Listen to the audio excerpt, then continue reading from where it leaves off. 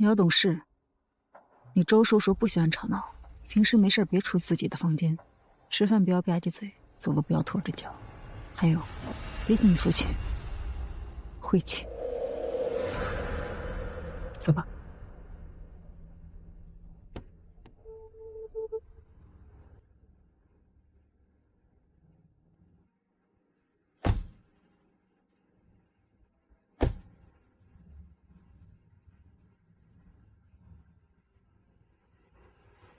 记住了吗？我爸好赌又欠债，若不是上一世妹妹抢着跟了妈妈把我留给他，我也不是很想提起他。只是后来他戒了赌，家里又赶上拆迁，从此他对我千娇万宠，而妹妹听说被富商继父冷暴力对待，抑郁成疾。这一世妹妹也重来了，抢着选爸爸。爸爸，我可舍不得你，就让姐姐跟着妈妈享福去吧。还是你乖。滚吧滚吧，去找你那个前平爱妃的妈，滚！拜拜。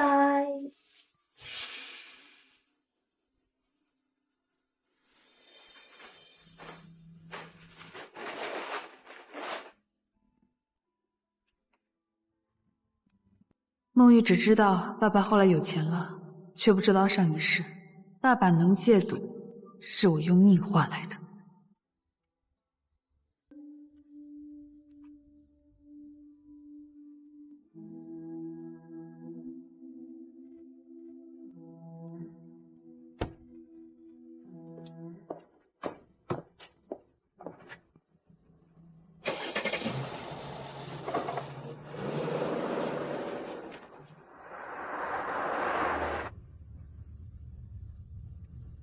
就这样吧，重来一世，我只想找个晒得到太阳的屋子，安度余生。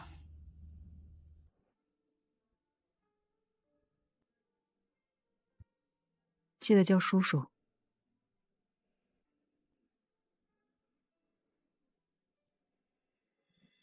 这是我的继父周怀安，他长得不像是会逼死孟玉的人。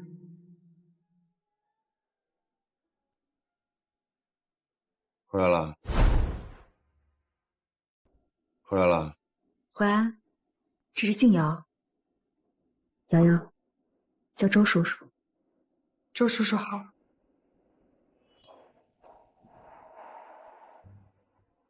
今天刚换的地毯。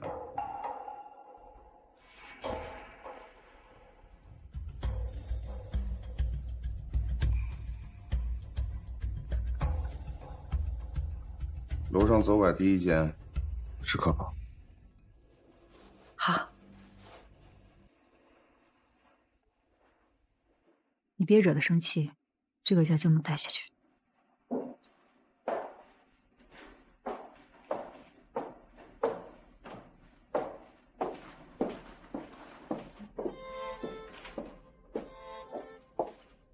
进来吧，就这间。我想换个房间。刚来你就挑三拣四的，这房间不比你爸那间狗窝强100倍？没有，只是这房间朝北，我怕冷。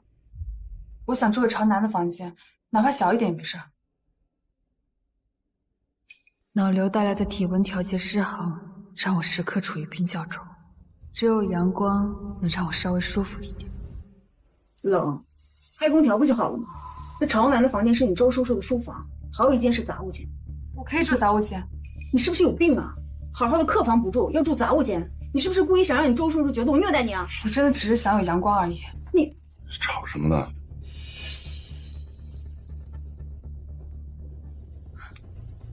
怀安，孩子不懂事儿，我这就教训他。你想住哪儿？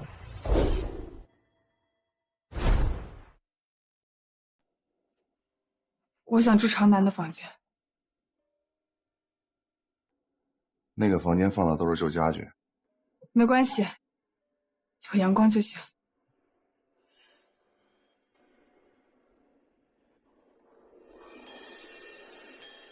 你想住哪儿住哪儿吧，不要在家里大吵大叫的。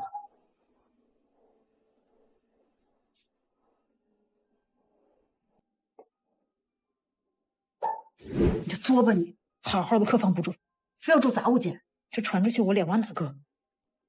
房间在那边，自己去。去。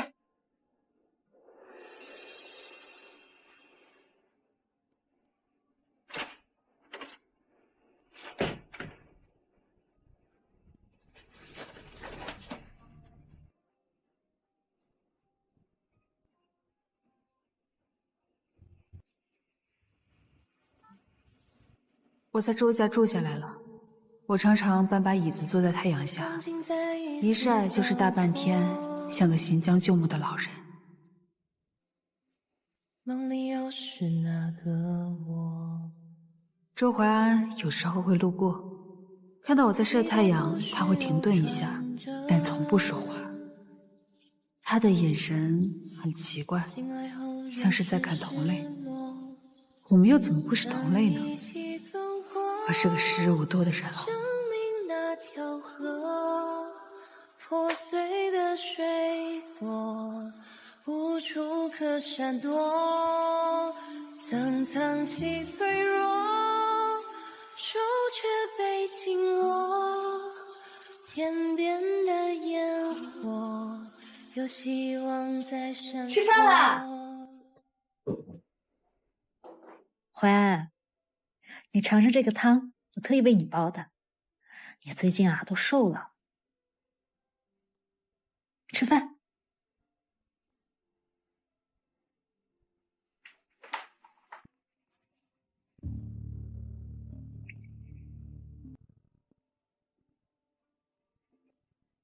谁让你吃饭拿手机的？没规矩，挂了。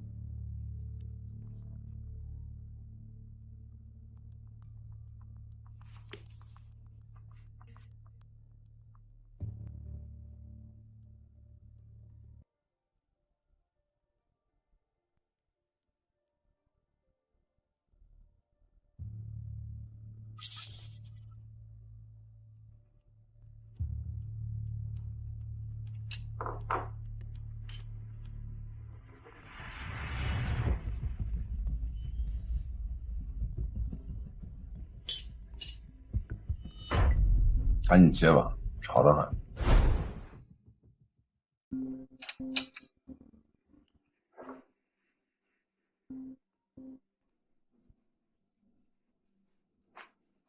喂，陆金瑶，你是不是把家里存折拿走了？什么存折？他说家里有个存折不见了，肯定是你偷走的，那里面还有5000块钱呢。那是我刷盘子赚的钱。你赚的不也是家里的？我跟你说啊，他现在连美艳的钱都没了，正在发脾气呢，赶紧把钱给他。没良心的东西，当初就不该生你。那是我给自己攒的医药费，我不会给你的。医药费？你能有什么病啊？哎，孟静瑶，你真把自己当林黛玉了。我跟你说，你要是不把钱给我转过来，我就去你学校闹。我说你不管今天死活，你就等着丢脸吧你！孟玉，你自己选择的路，哭着要走，别来烦我。哎，没用的东西，都是白眼啊！滚！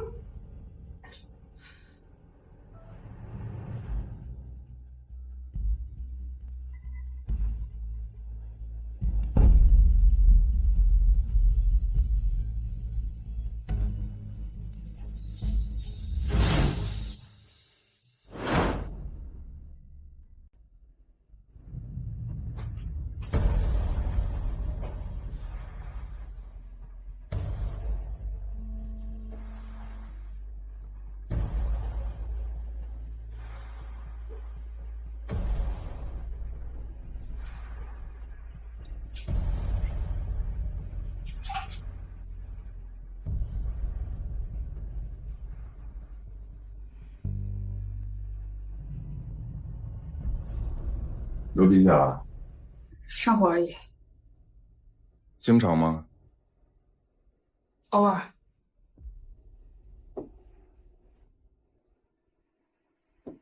猜猜。驱散黑夜要多少勇气？睁开眼睛，谢谢。迷失的过去。怎么不去医院看一看？张开双臂，不去，糖尿病而已。流言蜚语，喧嚣都安静。孟静瑶，曾有过至暗时刻孤独，在这个家里，不用活得这么小心翼翼。你的妈妈是你的妈妈，你是你。战斗吧，故事刻入心底，心未坚皮改了绝境，重逢吧和你。有不舒服的你就说，死撑着，没人给你颁奖。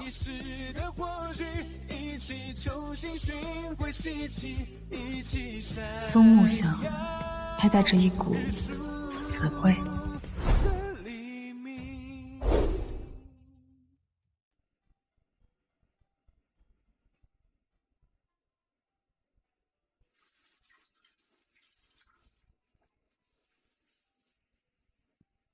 周淮安有秘密，我知道。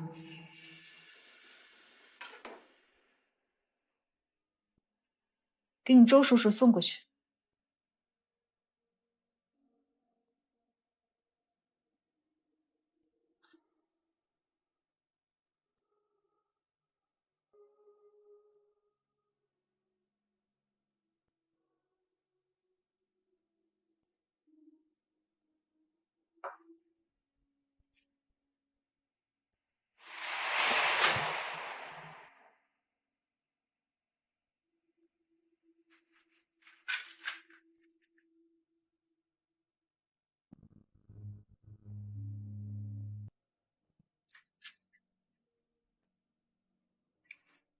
维生素的瓶子装着专门给癌症晚期病人用的镇痛药，这一招我也用过，骗别人也骗自己。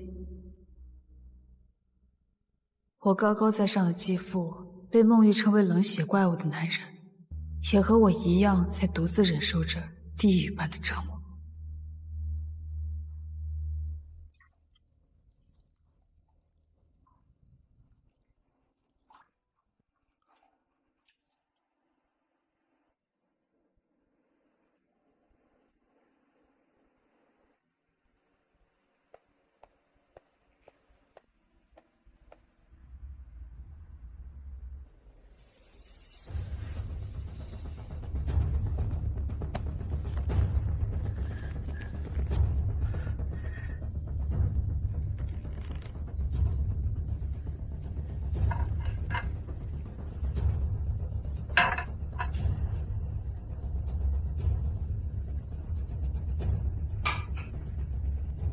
醒了，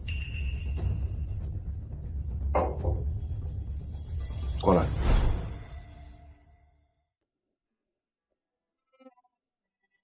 周叔叔，会下棋吗？会一点。陪我下2把。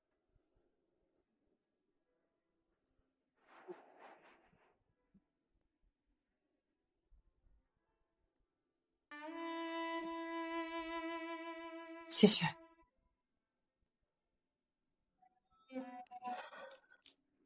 开始吧。嗯。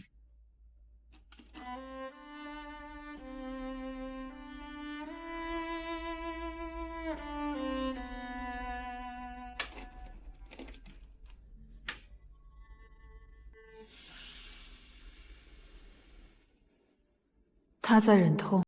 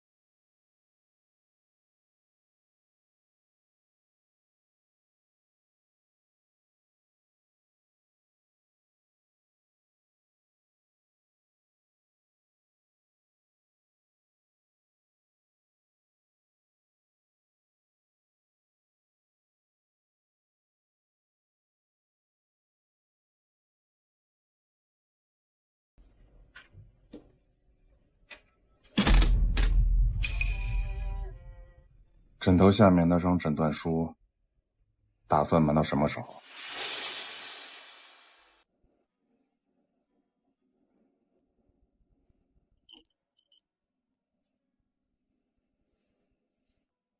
你翻了我东西，是你自己没藏好。脑瘤晚期，随时会死。为什么不治？没钱，也不想治，不如早点解脱。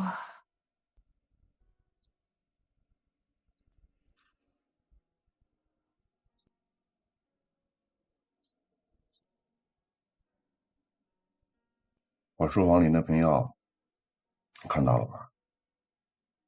嗯，看到了。我也是个将死之人。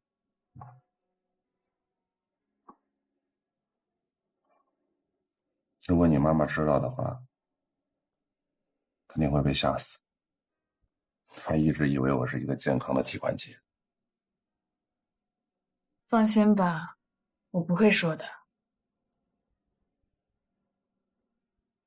我先走了。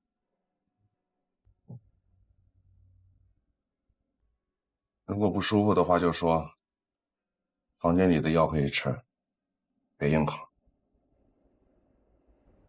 谢谢。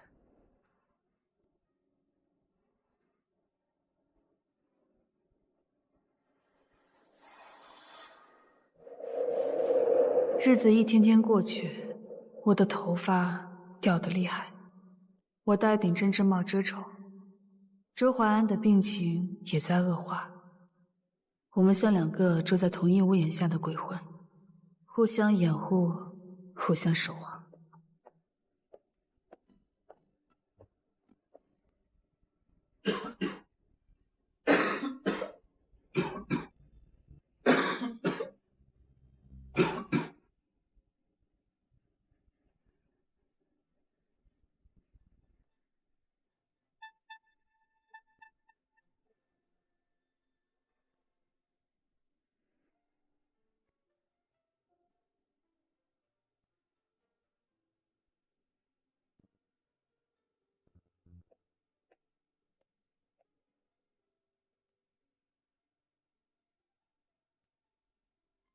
在屋子里戴什么帽子，像坐月子似的。我冷。摘了，看着晦气。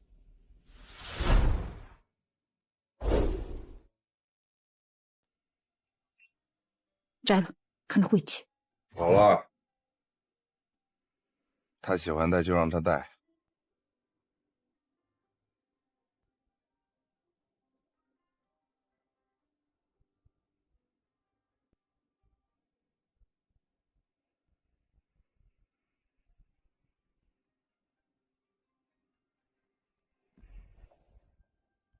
喂，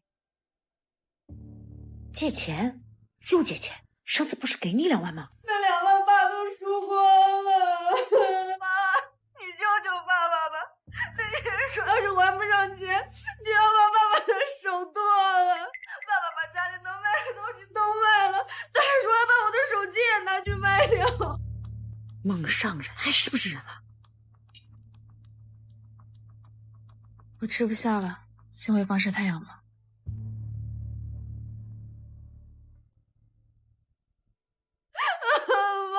妈，你就跟姐姐说，让她求求周叔叔救救我吧。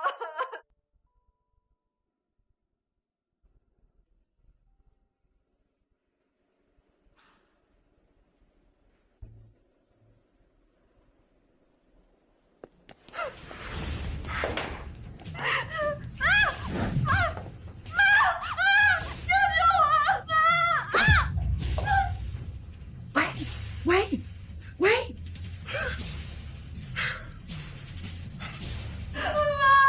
救救我呀！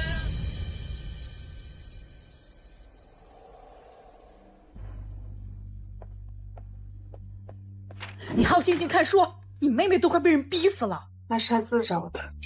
你怎么这么冷血啊？那是你亲妹妹，你亲爸。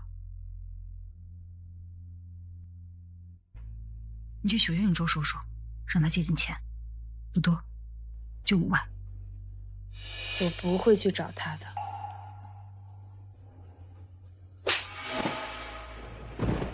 谁让你打他的？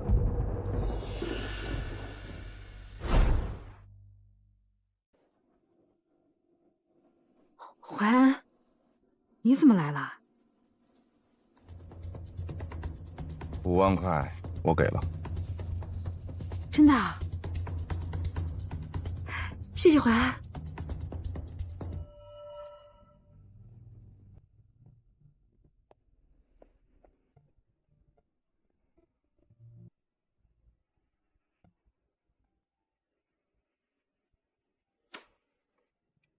当买个清静。陪我下2盘棋。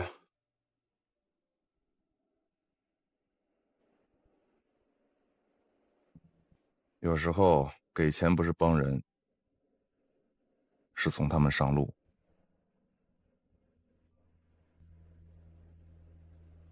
你爸把房子卖了。卖了。输红了眼，想翻盘，结果全输了。你想不想去看看？不去，那是他们的因果。你倒是看得开。不是看得开，是没力气恨了。恨一个人太累了，我现在连呼吸都觉得很难。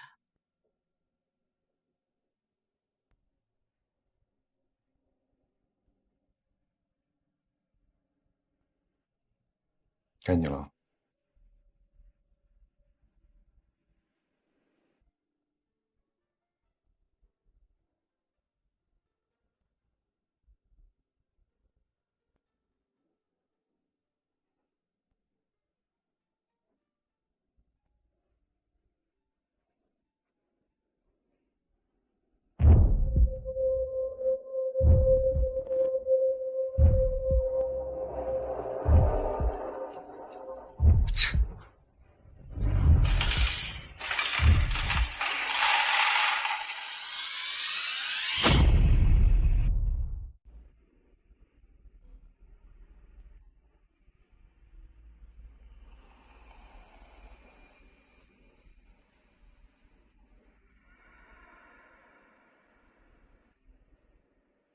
醒了。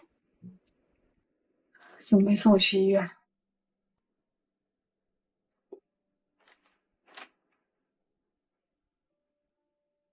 你不想让你妈妈知道的，对吧？谢谢。不用谢。我的私人医生刚刚走，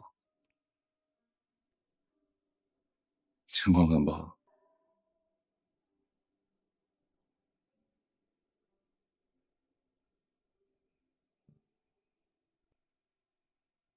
肿瘤压迫神经，可能会失明，颅内高压会越来越痛。我还有多久？如果不干预的话，随时可以。挺好的，比我想象的快。吴景瑶，你才19岁。19岁怎么了？有的人到90岁还是行尸走肉的。我不活了！他又来了。你躺着吧，我下去看看。我也去。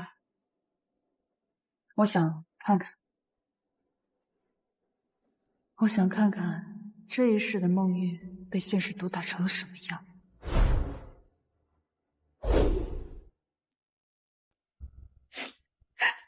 那个杀千刀的怎么给你打成这样呢？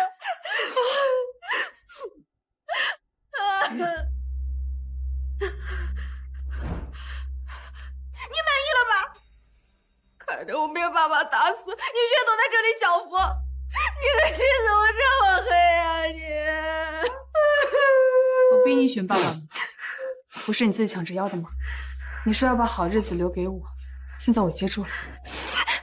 哎，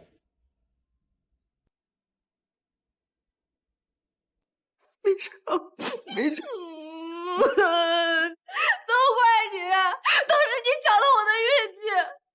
明明上一辈子你是跟着爸爸享福的，为什么这一次不一样了？你说什么？什么上一世？妈，我是重生的，他也是重生的。上一世，爸爸不仅戒了赌，还拆迁了，成了千万富翁，而我被这个人奇奇怪怪的行为逼得抑郁而终，所以这一世我选了爸爸。为什么不一样啊？不哭了，不哭。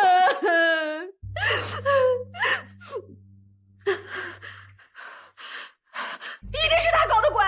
他知道爸爸这一世不会变好，所以他故意把爸爸让给我。他想害死我，妈，他要害死我！不哭，傻丫头，你是不是被打傻了？我怎么这样说话呀？都是他！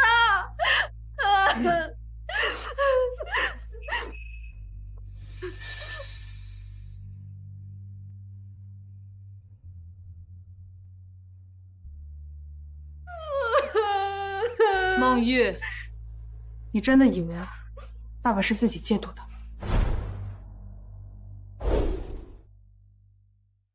那不然呢？我是用我自己的命换的。上一世在去化工厂打工之前，我就查出了脑瘤晚期，可我没钱治病，为了帮他还债，我每天在流水线上干10几个小时，累到吐血也不停。直到那天，我在他面前累得大口吐血，差点死掉，这才把他吓醒了。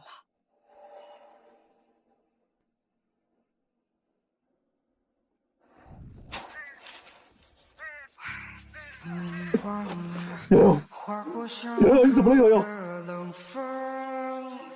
我时日无多了，你欠的钱，我已经帮你还了。你答应我，不要再赌了，好不好？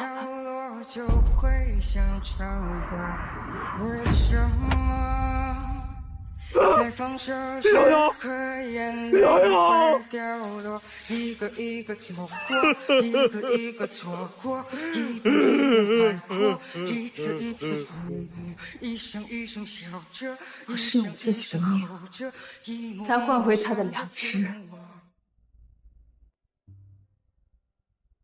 他这才戒赌，守着老房子，幸运等到了拆迁。可这一世没有我拼命给他还债，他赌红了眼，卖掉了老房子。你还哪里有好日子可以过？不可能！骗我！你骗我！信不信由你。孟玉，这世上哪有什么天上掉馅饼？命运中一切的规则，早就在暗中标好了价格。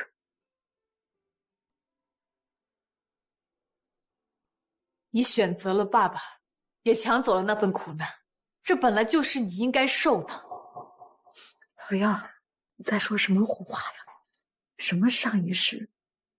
什么脑瘤？什么时无多呀？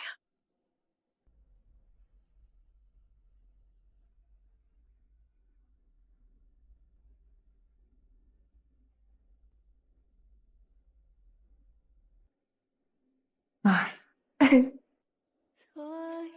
孟玉说的上一世是真的。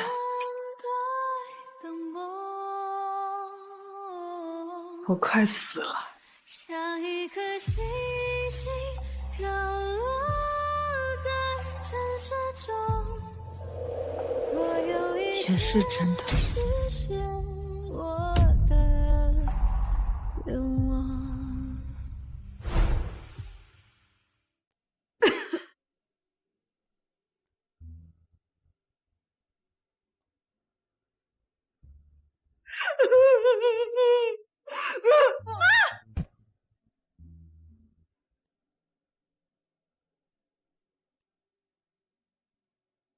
家里乱成一团，最后还是周淮安收拾残局。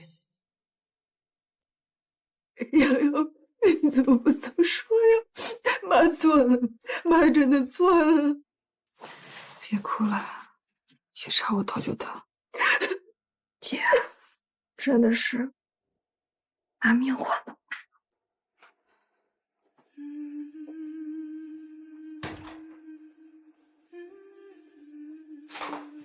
妈，医生怎么说？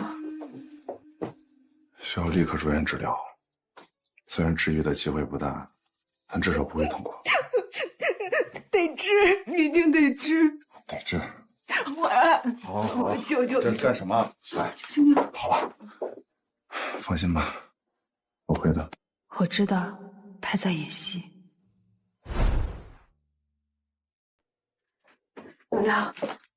瑶瑶，周叔叔说了，他答应我了，咱们一定会好的啊。为了安抚妈妈，也为了走得体面点，我放弃戳穿他的谎言了。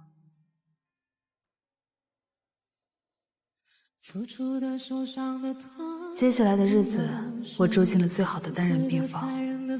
妈妈每天守着我，给我擦身、喂饭，讲小时候的故事。她在试图弥补亏欠，可惜太晚了。我大部分时间都在昏睡，偶尔醒来会看到周淮安坐在角落里看书。孟月有时候也会来，她不敢靠近我，只敢远远地看着，眼神里充满了愧疚。这2天他状态怎么样啊？现在病情挺稳定的，记得多活动活动。好。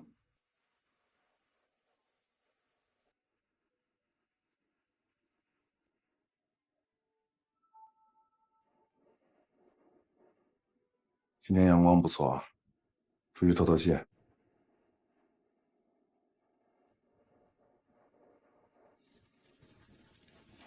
我来，我推你去。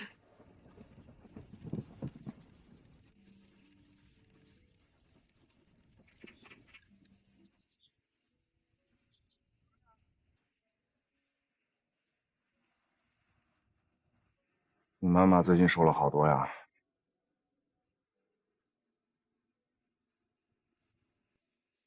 早干嘛去了？人总是在失去后才懂得珍惜。医生说我也快了。那我们在下面见。下面还一起下棋。瑶瑶，瑶瑶，我可算找到你了。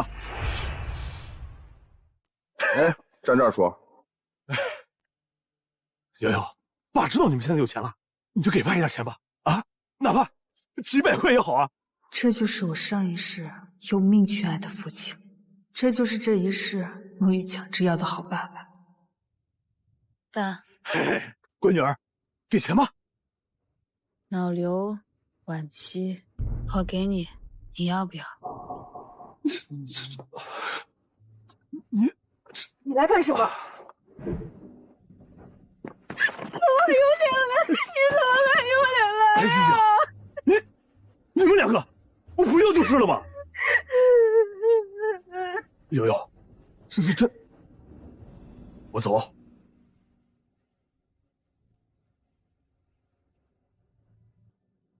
这杯奶茶本来是买给你润嗓子的，我再去买一杯。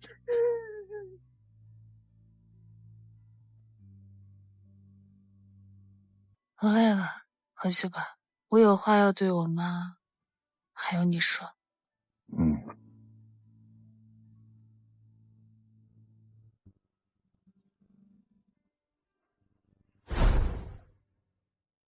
萨保佑我的女儿顺利健康，一切平安。菩萨保佑我的女儿顺利健康，一切平安。菩萨保佑我的女儿顺利健康，一切平安。菩萨保佑我的女儿顺利健康，一切平安。菩萨保佑我的女儿顺利健康，一切平安。菩萨保佑我的女儿顺利健康，一切平安。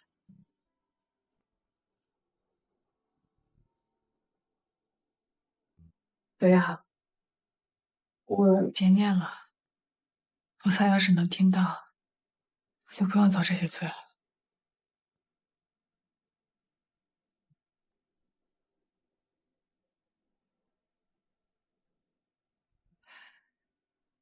妈，我想吃你做的糖醋排骨。行，俺这就回去给你做啊。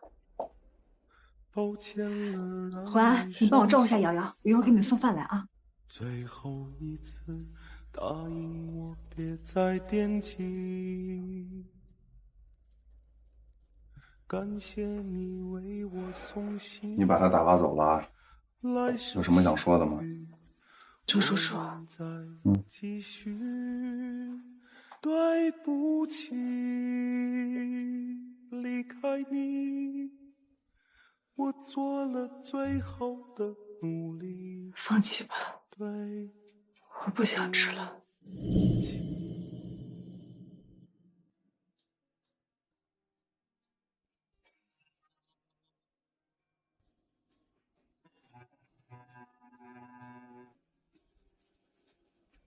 再来看看。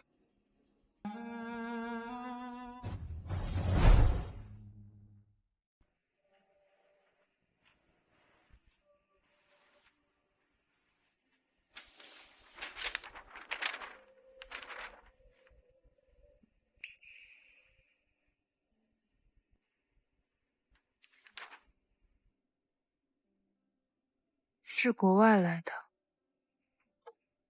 看完了，有什么不懂的，我可以给你解释解释。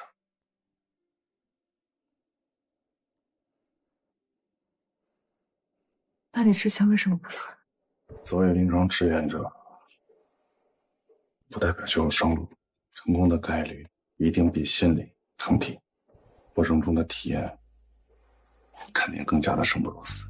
我认定你想安度余生，体面的离开，对吗？那现在呢？现在又有什么改变主意？体面的离开也是离开，坚强的活着也是活着。我想我们可以尽量的晚一点离开。那你呢？宋教授的海外志愿者招募只有1名，你有艰难活着的办法吗？会有的。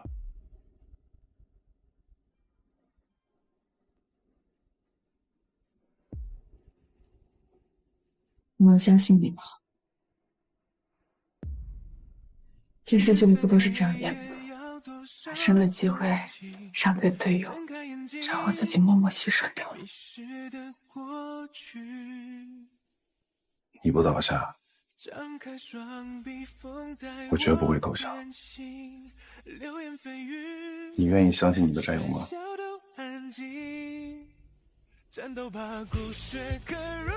好，绝不投降。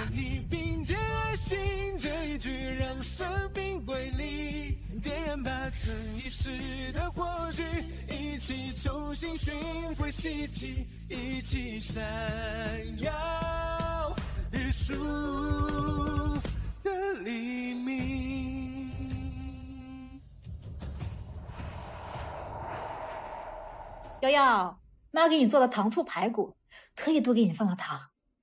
哎，人呢？都出去了吗？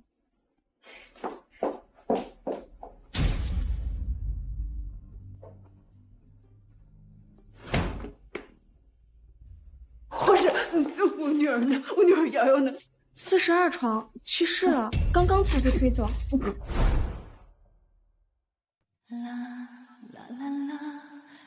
我的葬礼办得很简单，在一个阳光明媚的下午，只有妈妈、周叔叔和孟玉，爸爸没来，听说是因为偷东西被人打断了腿，进了监狱。妈妈一夜白头，哭声中充满了悔恨和绝望。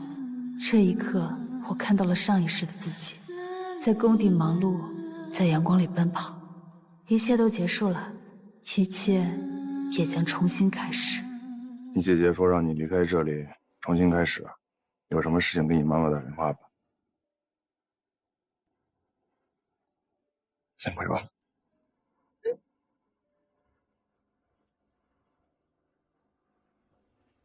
因为忍受着他的负担，你说别追，绝不投降。有依依不舍，所以生命它苦涩如歌。成为临床志愿者意味着两件事：要么活，要么更快的死。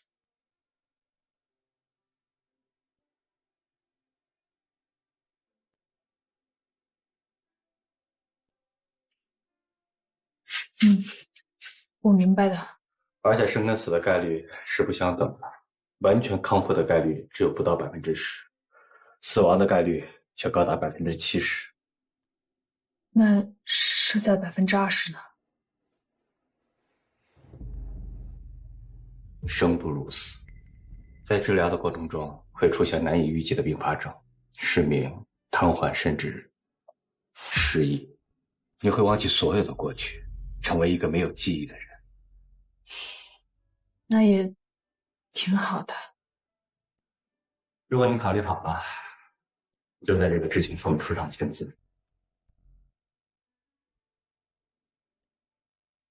不可逆损伤，高致死率，未知风险。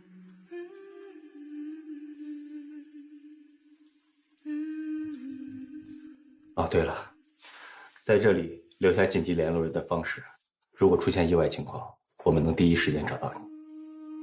从这一刻起，我不再只是快死的人，我是一名志愿者，也是一名赌徒。赌我能从死神手里讨回这条命。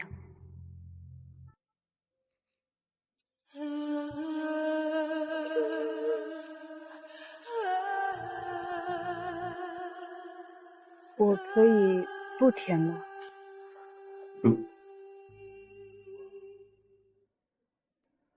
抱歉。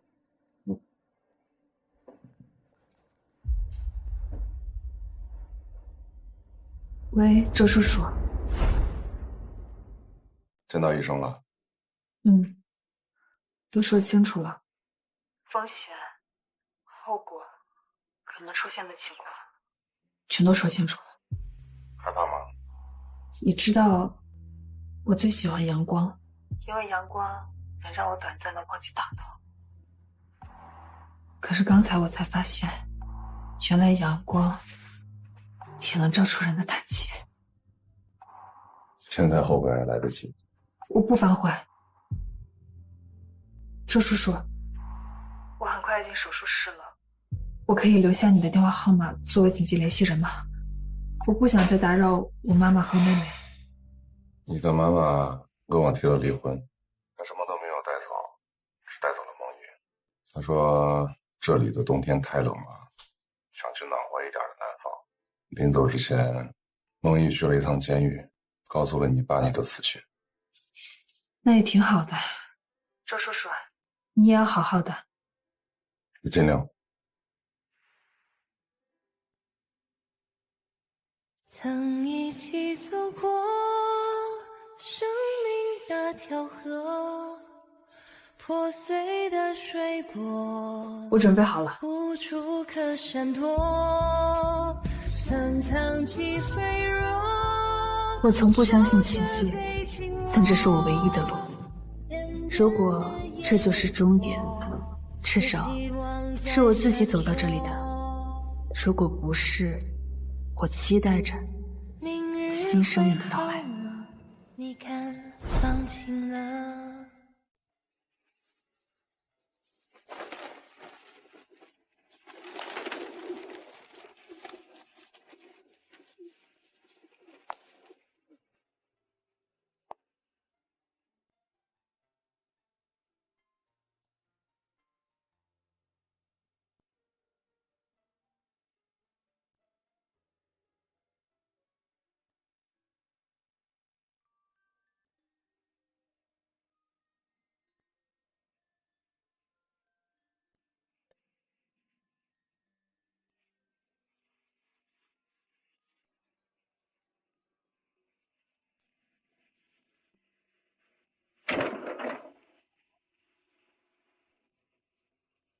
宋医生好。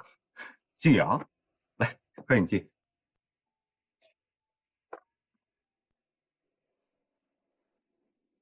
谢谢。今年毕业了？是啊，5年了，终于顺利毕业了。今天我是来跟您当面道声谢的。这是我应该做的。你能手术成功，完全是命运的证明。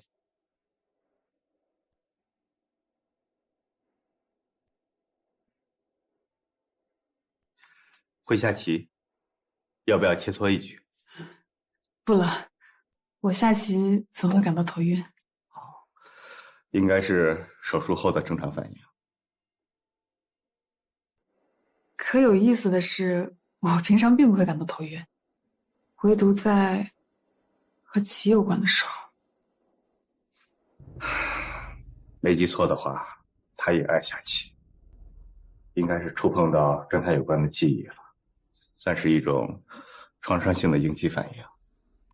他是谁？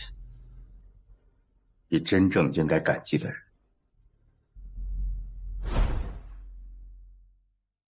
治好我的病、资助我上学的人，不是您吗？救死扶伤是医生的天职，其余一切的资助人都不是我，我只是受人之托。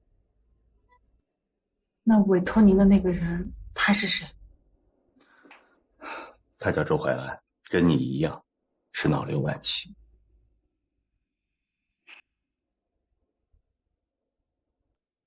3年后，有一个女孩作为临床试验者飞过去找你治疗，全部的费用由我支出。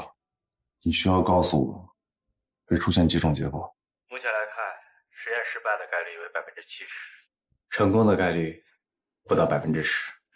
那剩下20%呢？活着、失明、瘫痪，甚至失忆。如果失败了，把他的骨灰撒在加州的海里，那里的水温高，暖和。如果成功了，再找一所最好的大学，用我名下那笔教育基金支付所有的费用，全部以你的名义。不要告诉他是我做的。我可以接受你的请求，只是怀安，我冒昧的问一句，这个女孩究竟是你什么人？你为什么把这仅有一次的生存机会留给她？你为什么要为她做这么多呢？他是怎么回答的？他的原话是非亲非故，但是他很清醒，也很勇敢，值得为他下一次长期的注。周怀安，他在哪？我能去找他吗？你手术后不久，我就告诉他手术成功了，他给我发了一条信息，说是一切按计划办。从那之后，我们就再也没有联系了。他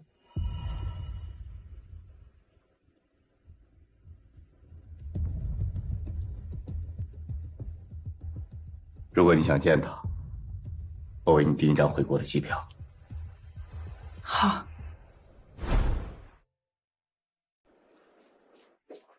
小月，你快点儿！哎，少点什么东西啊？哎呀妈！我跟你说多少次了，别放这么多芝麻，姐不爱吃。哎，你瞧我这记性，我下次肯定记住。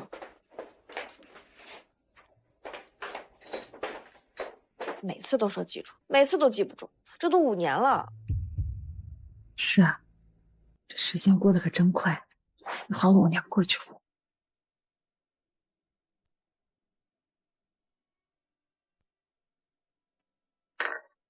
妈，昨晚我梦到姐姐了，梦里她好漂亮，好阳光，她对着我笑啊，笑。我说姐姐对不起，我好想你。她摸摸我的头，她说没关系，我们总会再见。你姐在天有灵，知道你想的，给你托梦。我还是不敢相信，姐姐居然就那么走了，她还那么年轻。只要我们一直记着她，他就会在我们身边的。收拾好了吗？你去看。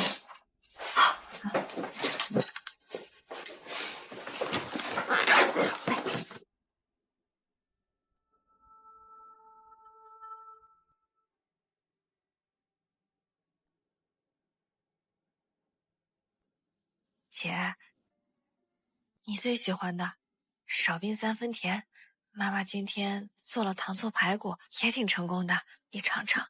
瑶瑶，妈，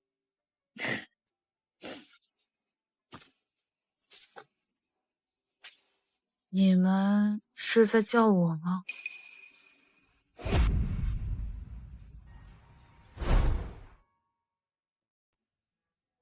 你们是在给我扫墓吗？姐，瑶瑶，你还活着？我以前很爱吃甜食吗？你最爱吃的糖醋排骨还有奶茶，都是甜的。原来我以前很爱吃甜食。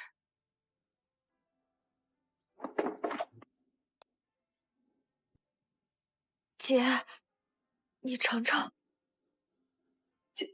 别胡闹，这不吉利，不吉利。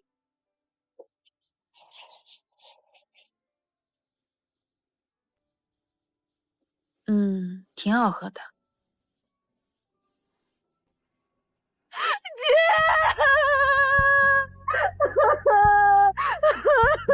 活着就好，活着就好，活着就好，活着就好。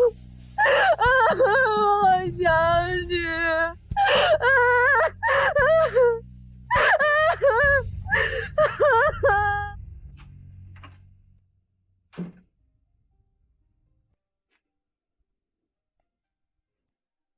瑶瑶，这是你的房间。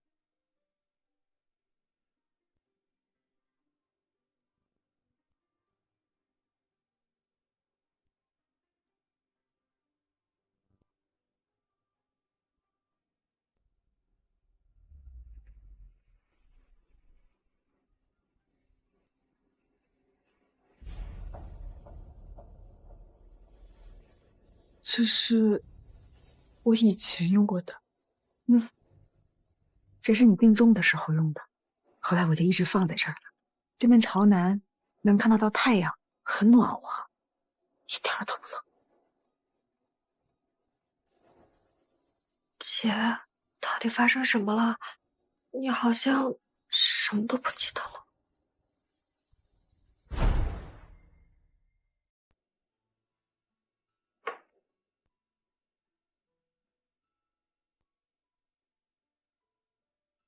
5年前，我作为临床志愿者，参加了宋医生的脑瘤实验治疗，手术成功的概率很低，但如果不是，我必死无疑。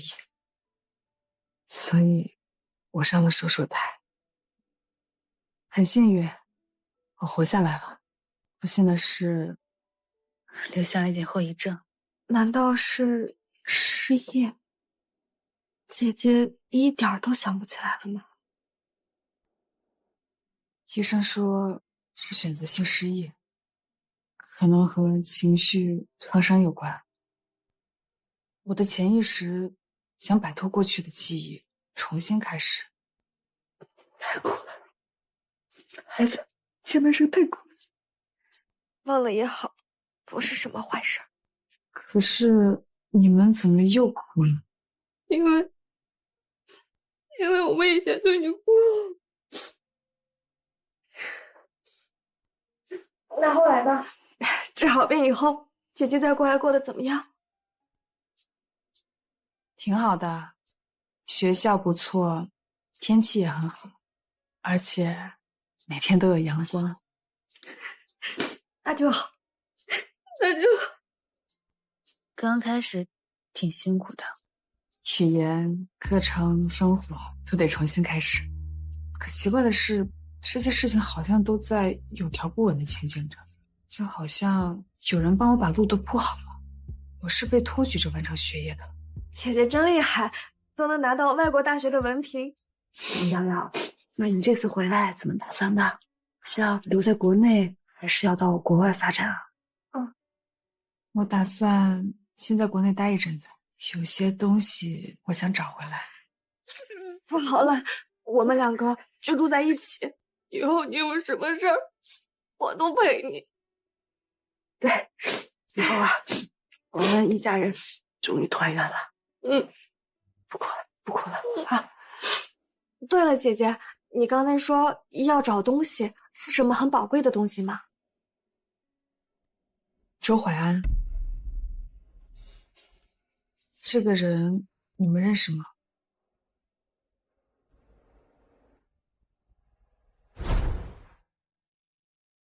他是很重要的人吗？也不重要。姐姐怎么突然提起他了？瑶瑶，这时间都过去了，我们现在跟他一点关系都没有。不重要，没关系。那他为什么要资助我治病上学？你是说，这些年都是他资助的你？宋医生告诉我，周淮安是我的资助人，可是关于他的记忆，我全都已经不记得了。我想知道我事情都发生了什么，周淮安他为什么要资助我？我想当面感谢他。宋医生只说他是资助你的人，没说别的。其实周淮安，时间不早了，你们是不是都饿了呀？我给你做点吃的啊，等我。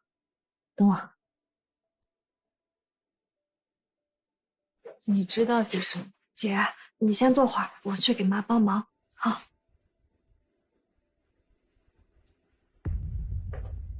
忘了就别想起来了，那太苦了。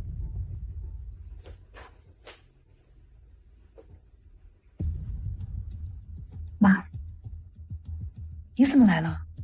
过去陪你姐啊。你是不是不想告诉姐姐？想告诉她什么？你不想告诉她，周叔叔以前和我们是一家人。那些陈芝麻烂谷子的事儿有什么好说的？可姐姐问了，姐姐在意。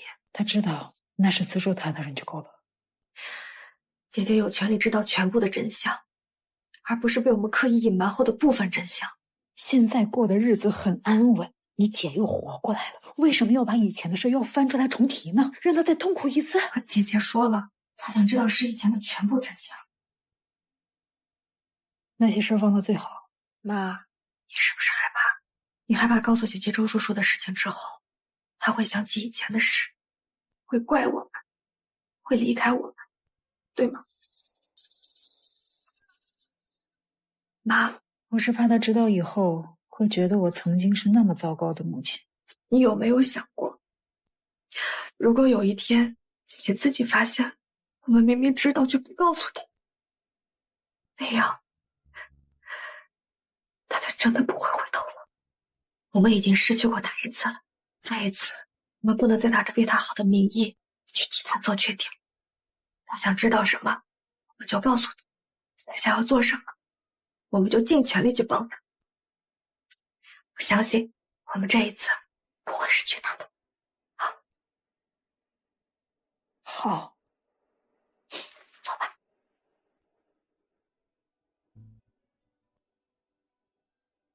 瑶瑶，关于周淮安的事儿，你有权知道。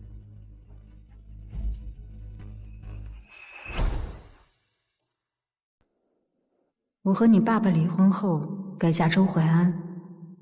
不久后，我带着你住进了周家。你的葬礼结束后，我心灰意冷，又内心愧疚，和他离了婚，带着梦玉离开了这里。那时我还不知道，原来他和你一样得了脑癌，直到他的管家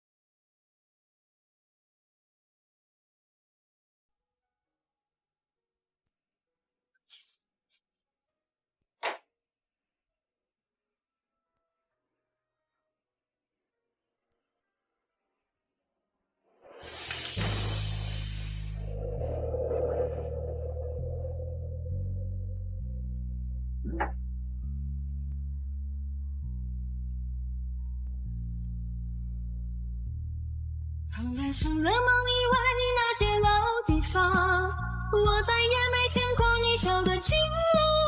人潮来往，流言怎样，只能将眼泪写在故事中唱。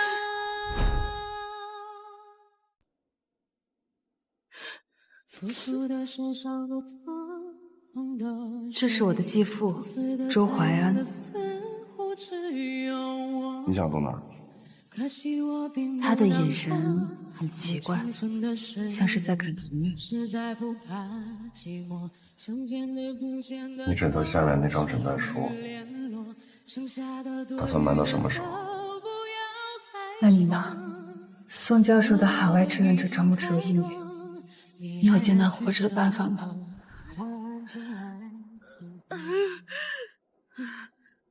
那你呢？你有艰难活着的办法吗？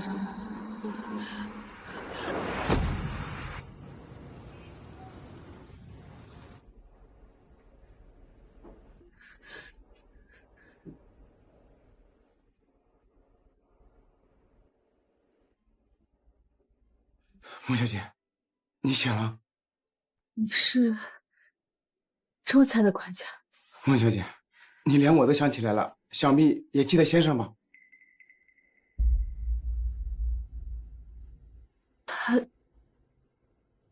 他还好吗？孟小姐放心，先生早就料到孟小姐会来到周家，也猜到孟小姐会会不记，故而命我留在周家，整整守了5年。他没死，还活着，对吗？孟小姐，请随我来。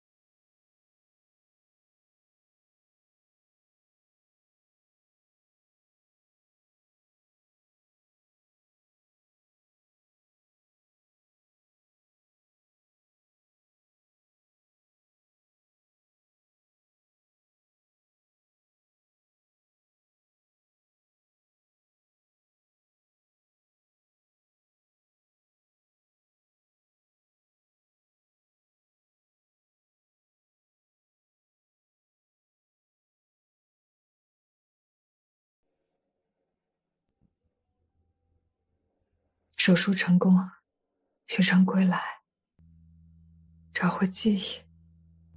谢谢，谢谢你给我写的剧本。绝不投降，我做到了。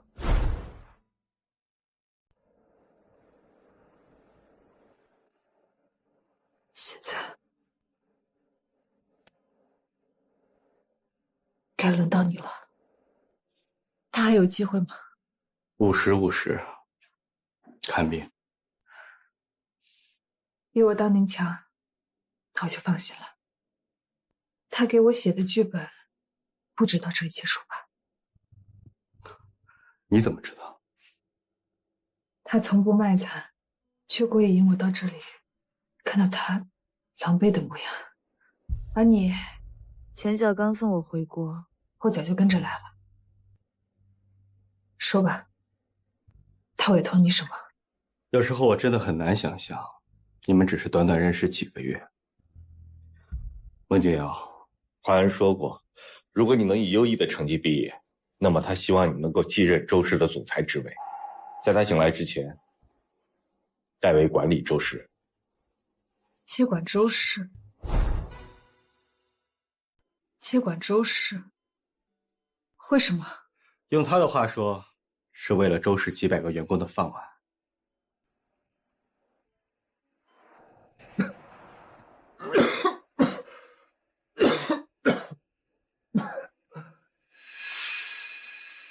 你呀，都是快死的人了，还在担心员工的饭碗。老姚他们密谋这么久，不就是等我死了之后把周氏给卖掉吗？周氏上上下下几百个员工，在现在这个环境里失业的话，怕是生不如死。我以前不想活，我也不想去，但现在情况不同了。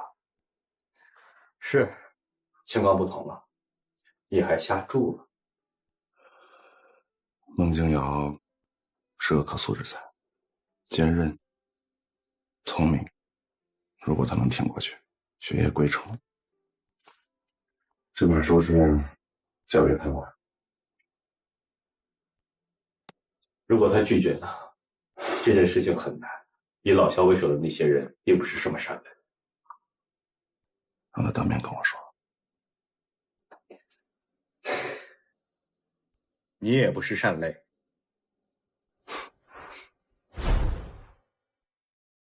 这是他的原话。当然，你有拒绝的权利，但是你要亲口对淮安说。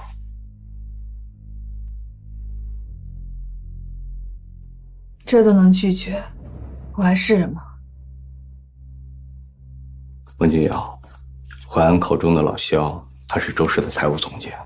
在淮安并重之际，他协同公司高管，准备拆分公司卖给竞争对手。如果你答应了淮安的请求，那就是断人财路。老肖他绝非善类，至于他会做什么，我们谁都不知道。你好不容易捡回一条命，可要想清楚。不试一试怎么知道？鹿死谁手呢？一个老狐狸算无一策，一个小狐狸野心勃勃。你们真的不会同一路人。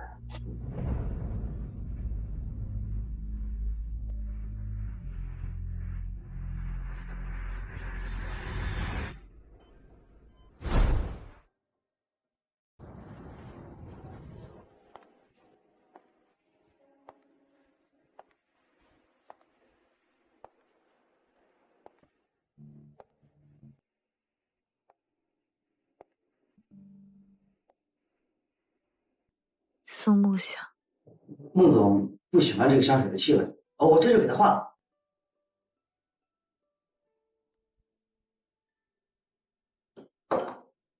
周氏就只有你对周淮安忠心耿耿了。我这个代理新总裁才刚上任第1天，现在只有你一个人接待。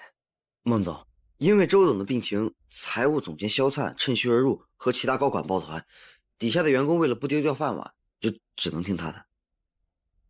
周淮安，我大病初愈，你就给我这么个烫手山芋。行了，立即召集所有高管和股东，让我会会这个肖灿。是。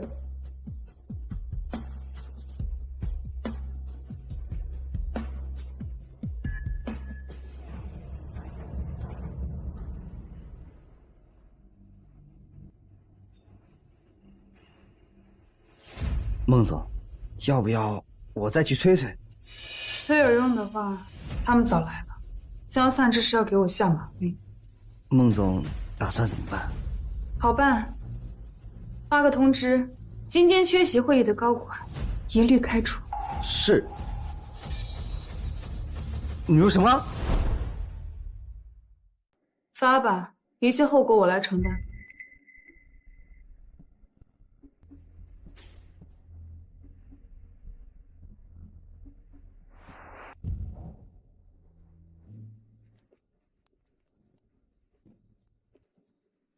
你就是空降来的那个总裁，你是不是疯了？敢乱发通知？就因为我们缺席会议就要开除我们，你知道会对公司造成多大损失吗？我们是业务繁忙，没空陪你过家家，你就闹脾气。你以为这里是幼儿园吗？人齐了吗？还差肖总监。孟总毕竟是新任的总裁，你们说话要客气一点。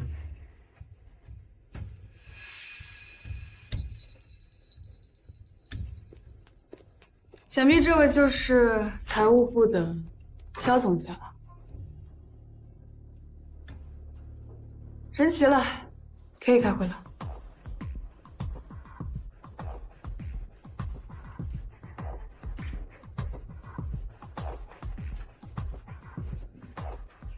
行，来都来了，那就陪孟总裁开这个会。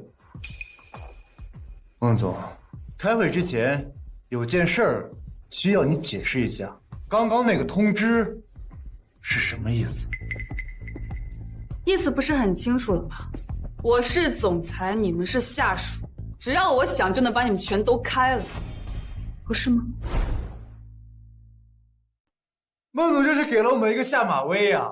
可是孟总，你有没有想过，把我们全开除了，公司会陷入何等局面？是啊，孟总，您是空降来的总裁，您不在乎周氏，那我们可在乎啊。对，我们可不能看你这么瞎折腾。如果周氏垮了，上下几百名员工丢了饭碗，恐怕你是吃不了兜着走。把你们全都开了，的确会让周氏在短期内陷入瘫软。你知道就好。但是我今天初来乍到召集会议，你们却集体缺席会议。我猜你们是想让我无法顺利接管周氏，造成损失，再把这些损失的责任全都扣到我的头上，逼我引咎辞职吧。我们打开天窗说亮话吧。你们想等周华安死，卖了周氏，落袋为安。我是要帮周华安守住周氏，可一切都是基于人情。周氏垮了，我也没有任何损失。我是要帮周华安守住周氏，可一切都是基于人情。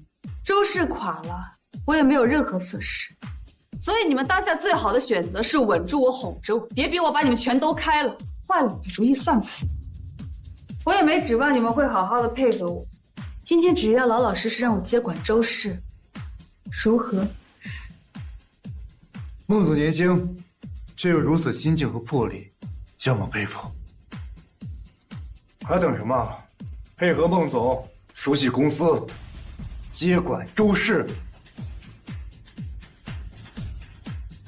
哎，是。那孟总，跟我们走吧。这是我们新的员工办公区，但是还没有投入使用。水吧在这边，平时休息的话，大家都是在这个地方。这个是一个保温箱，如果员工自己带饭的话，然后可以放在这里保温。姐，姐，真是你啊！姐，真的是你啊！孟总是你姐姐。孟总，你不知道吗？周总留下任命书，让孟总从今天开始接管周氏。哎呦呦呦，孟总啊，真是太大公无私了，自己当总裁却不给自己妹妹任何优待，只留在周氏当一个基层员工，很值得我们学习啊！大家说对不对？姐，你来这儿怎么不跟我和妈说一声啊？我不清楚你在周氏。况且事发突然，我也不知道该怎么说。孟总，这工作交接完了，要不我试验为您接风。这个小孟妹妹，我叫孟玉，孟玉也一起去。不了，工作为先。况且如你所说，我确实大公无私，我不会因为孟玉是我的妹妹就对她额外优待。她是公司的基层员工，理应先完成她手头上的工作。都散了吧。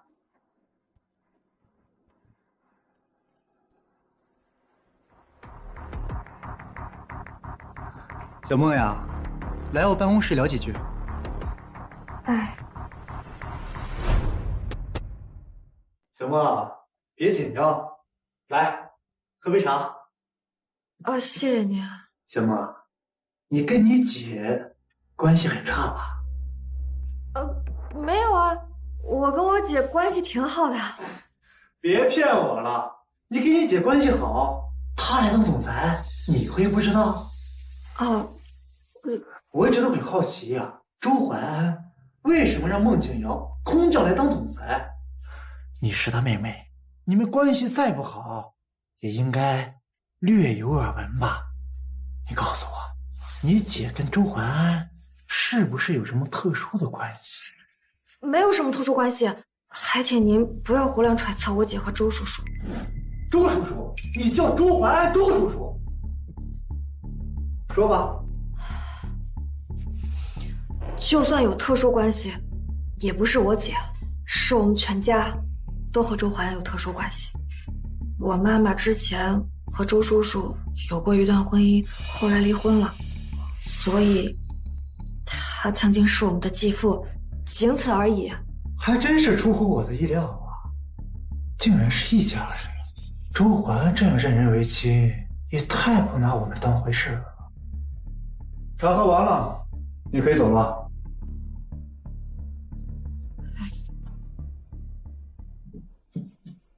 看来我得去会会这个新总裁了。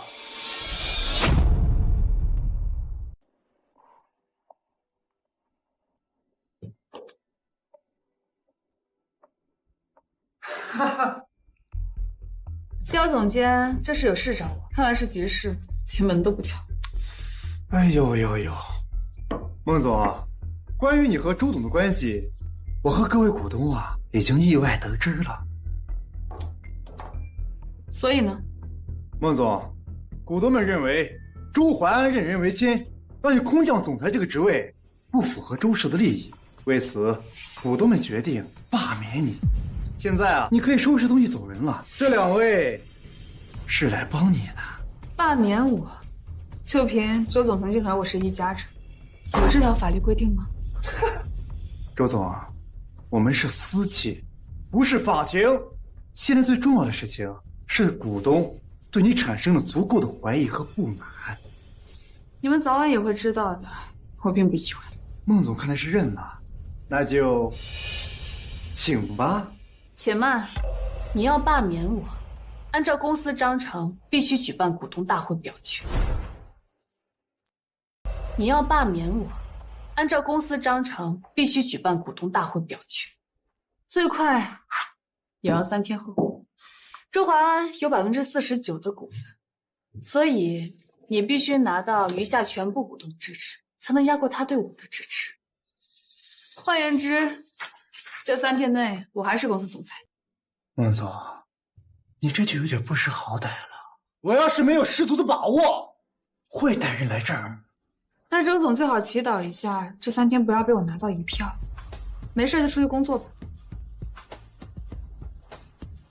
那你可就要好好努力了，孟总，否则3日之后，别怪我不留情面。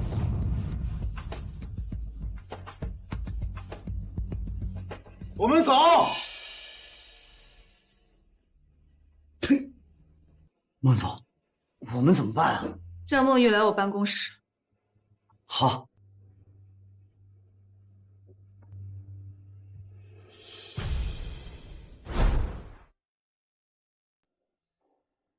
孟总，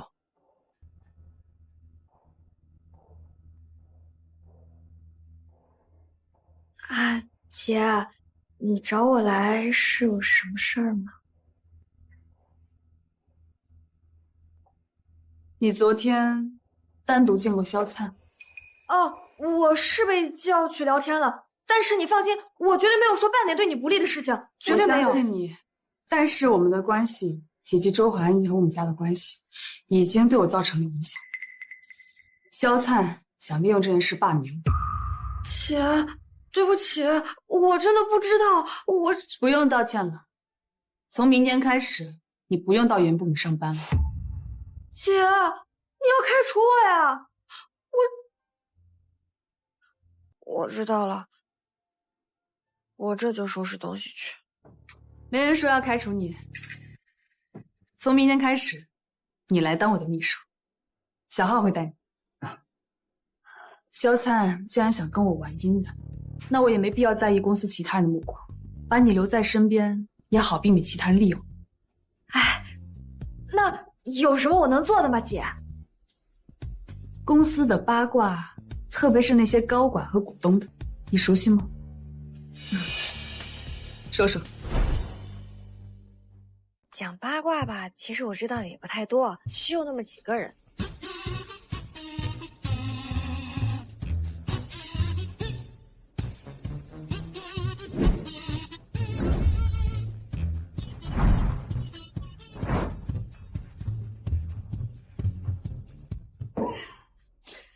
姐，我说完了。孟总，你是想通过他们的私生活来找突破点？那找到了吗？哎，姐，我说的有用不？4个股东都是萧灿的死党，可谓是无懈可击。看来这几天不是一票也拿到，这样下去，3天后我还是会被萧灿赶出公司。啊，孟总，这姐，你放心吧，你连老刘都能打赢，更何况区区一个萧灿呢？你再想想，肯定还有别的办法的。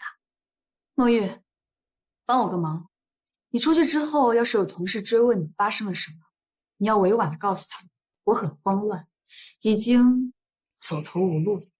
哎，就这样，就这样，包在我身上。去吧。哎，孟总，您是想通过孟玉麻痹萧总监？您这是想到办法了？谈不上办法，只能说赌一赌。小浩，你去找一个私家侦探帮我查个人。孟总，您尽管说要查哪个股，我一定给你查得干干净净。不查股东，查的是股东老婆。啊，老婆？都半个小时了，这孟静瑶怎么还不来？没脸来了吧？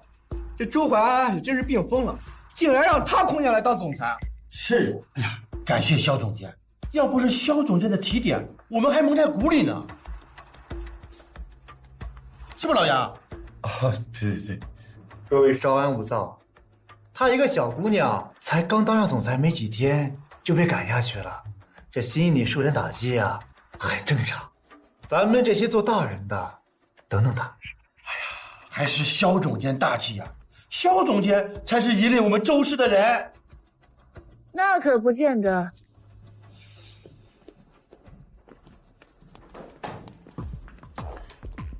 诸位久等了，股东大会可以开始了。孟总，那我就开门见山了。今天召集各位股东在此，就罢免孟景阳总裁一职进行投票。各位，没有什么异议吧？没有。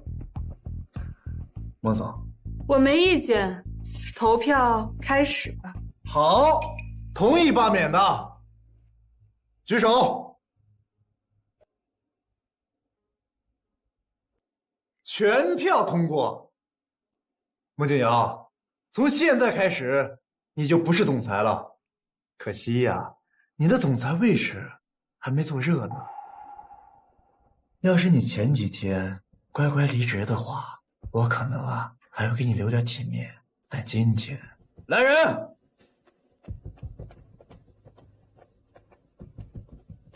把他带出去，不许他带走公司任何东西。萧总监，你确定股东都来齐了吗？孟景阳，我之前还对你有几分欣赏，但是没想到你这么垂死挣扎。周氏的股东除了周淮安，就剩下我们5个，清清楚楚，全都在这儿。你不会连这点算术都算不出来吧？赶紧走人，不要继续影响我们周氏的运作。一开始我还是将信将疑，现在我是信了。要不是周淮安跟你家那点关系，你能在这儿当上总裁？之前周氏的股东，除去周淮安，确实只有你们5个人。不过现在不一样了，今天股东大会人不齐，投票结果确实没有效用。孟景阳，你再怎么胡搅蛮缠，也改变不了。这谁呀？这是？你是谁？敢擅闯我们股东大会？这不是杨总的老婆吗？老杨，你老婆怎么来了？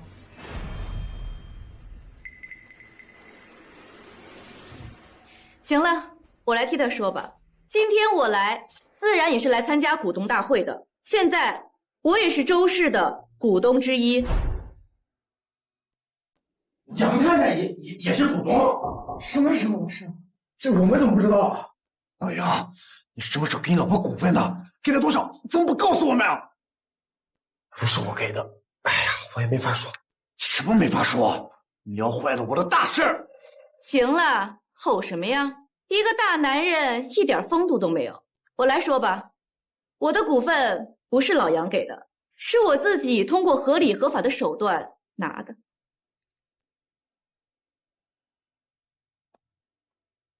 你是周氏的新总裁，最近周哲找我见面，有什么事？我很忙。杨太太这么忙，是在忙着找你老公，我们周氏持股10%的股东杨飞出轨的证据吗？你知道是什么？不用这么紧张，我也没兴趣知道些什么。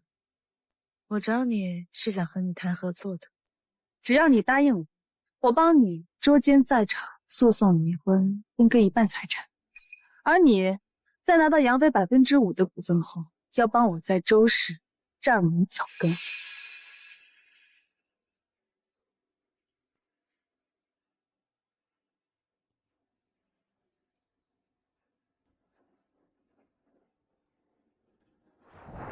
事情就是这么个事情，前天我抓到了，股份我也拿到了。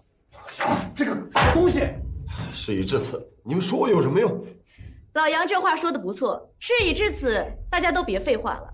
我作为周氏持股5%的股东之一，反对罢免孟静瑶。投票结束，5票赞成，1票反对。很遗憾，肖总监，你还是没能拿到全部的赞成票。换言之，这次对我的罢免不通过。没什么事儿，就散了吧。等等，肖总监还有事儿？老杨那10%的股票要离婚之后才能分割，他们现在还在走离婚手续，至少要1个月的时间。所以实际上，他老婆并没有周氏的股份，不算周氏的股东，所以他没有投票资格。我说你这大男人，真是一点脸都不要了，净在这胡搅蛮缠。谁胡搅蛮缠了？我说的是实话。对呀，我们肖总监说的这是实话。听到了吧，孟静瑶，你休想得逞。肖总监说的确实有道理啊。不过也正因如此，杨飞的股份现在也不具备唯一性。杨太太无法作为股东投票，杨飞也同样。换言之，你现在依旧凑不齐全部股东的投票。你现在听懂了吗，肖总监？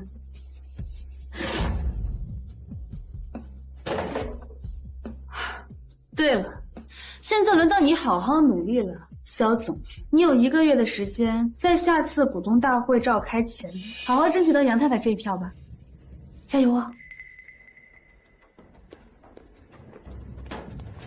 老杨啊，老杨，我你群废物！你他妈的！哎呀，姐，你这招反败为胜真是太绝了。孟总，您的手段跟心计跟您的年纪实在是不相符啊。叶酸治疗，这是我第2次重生，总不能像个小孩子。第2次重生什么意思啊？哈哈，没什么，我姐开玩笑的。开个玩笑。小浩，我待会带沐浴出去，你帮我处理一下公司的事情。好。姐，你要带我去哪儿啊？去看望一下周叔叔。好。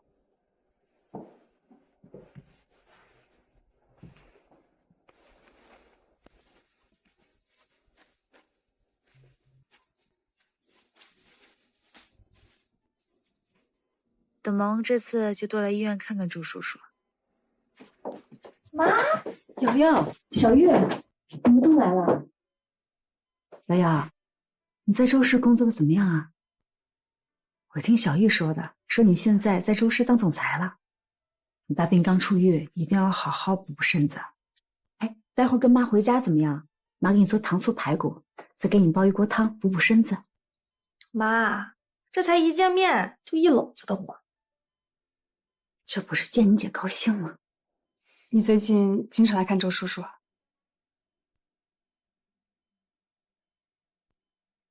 怀然是我们家的恩人，我现在只能来看看他，也做不了什么。你们要是有空的话，也常来看看他，这多点人气儿说不定他就醒了。他会醒的，他说过，绝不投降，他不能食言。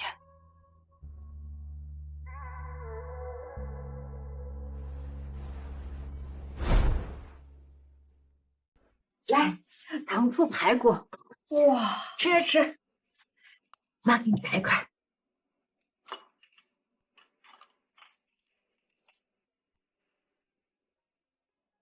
好吃吗？好吃你就多吃点。哎，姐，你现在周氏站稳脚跟，以后就不怕萧灿使坏了吧？使坏？谁使坏？瑶瑶，你公司要有人欺负你的话，妈去找他去。哎呀，妈，你就别添乱了，这又不是菜市场打架。你要是有这功夫啊，还不如让姐姐多照顾照顾啊。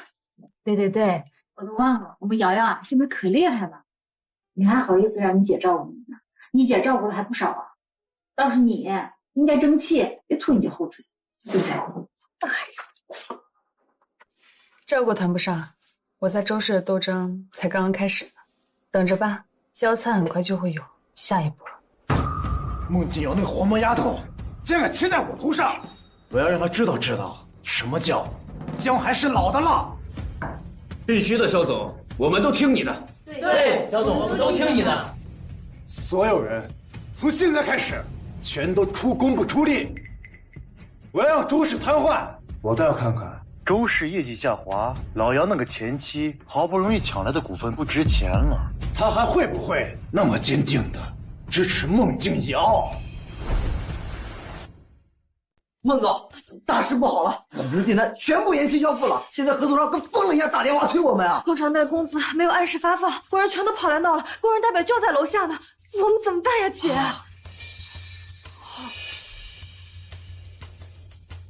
杨太太，你继续说。孟总，我知道你帮了我大忙，但我离婚拿到股份，为的是持续分红。现在我听说周氏乱成一团，如果你不能解决问题，业绩下滑，导致我的分红减少，恐怕下一次股东大会我很难继续支持你。我理解，都是为了生活嘛。杨太太，你放心，我不会让你为难的。好，孟总，杨太太她要倒戈啊！什么？姐，她怎么能这样呢？要是没有你的话，她连她老公出轨她都抓不住。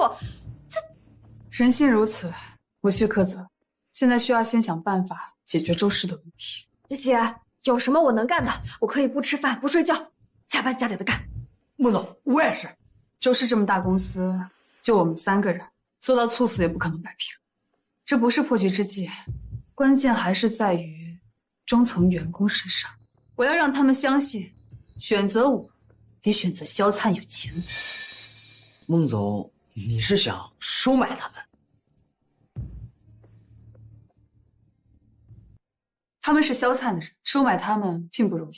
况且买来的忠诚远不如自己亲手提拔的人。你们2个去把这几个人找来，让他们在会议室等我。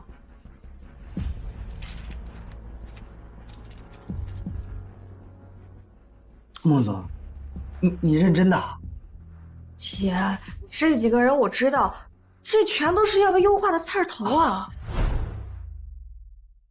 你们尽管找来就是了。好。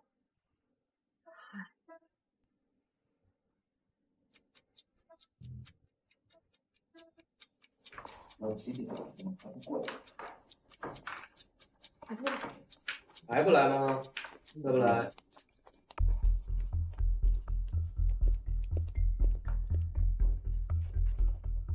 大家好，我是孟静瑶。想必大家都很困扰，我为什么会找你们来？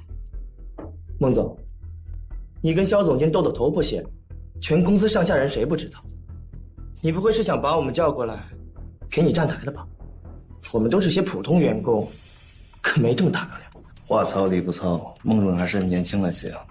居然敢这么跟老板说话，你真是粗口。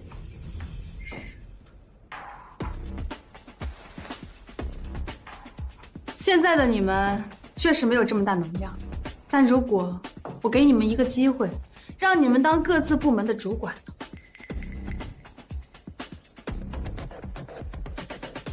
孟总，你可不要开这种玩笑，我们可是会当真的。不是玩笑。孟总，你可不要开这种玩笑，我们可是会当真的。不是玩笑。为什么是我们？我们5个可是公司出了名的刺头啊！就因为你们是刺头，不合群，不拍上司马屁，不跟肖灿拉帮结派，每天来的最早，走的最晚，工作能力不俗，但每年的晋升资格都会落空。我是来管企业的，不是来当土皇帝的，不需要马屁精。你们有资历、有能力、有性格，我很喜欢。怎么样？要不要帮我管好周氏，整顿好眼下的乱局？你们就是周氏未来新的中流砥柱。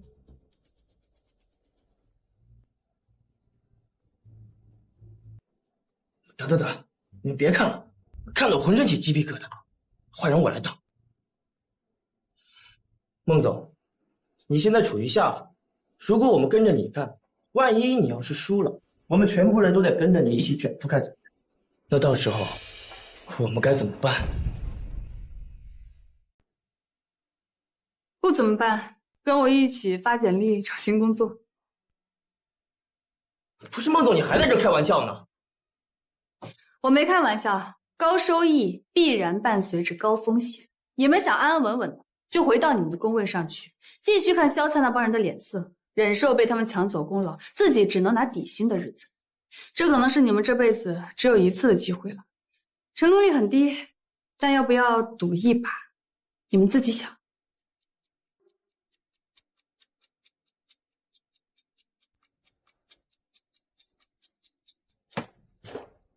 下班之前给我答复。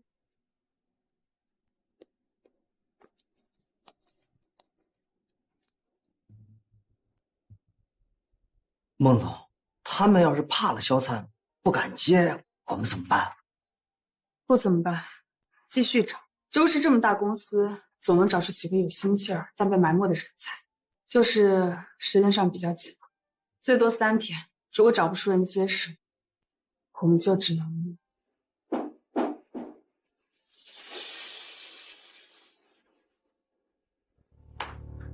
进来。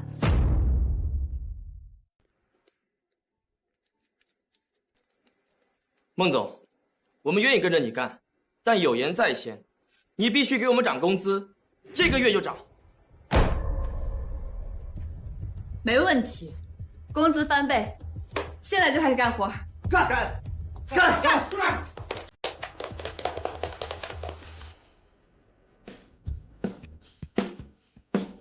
我下鞋子脚步，赤着脚抬头漫步，我想问你还真酷，阳光晒过了不真实。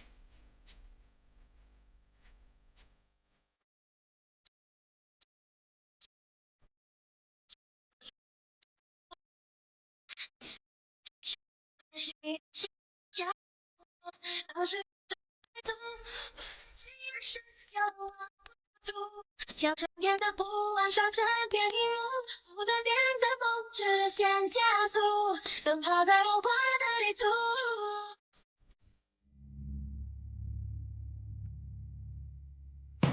什么？孟姐要把咱们手下的中层员工全开了，换成了那5个刺头。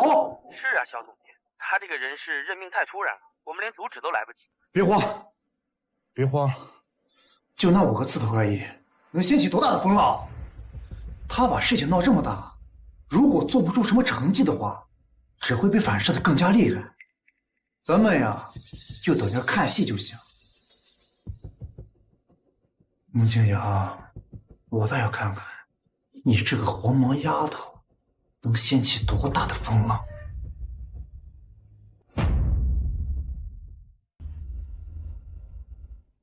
杨太太缺席了，杨总，不如你来宣读一下这个月的业绩报告吧。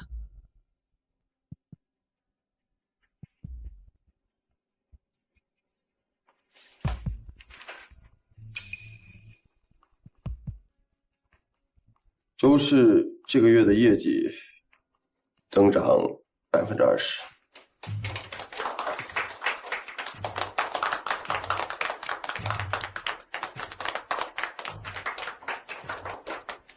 小浩，你说吧。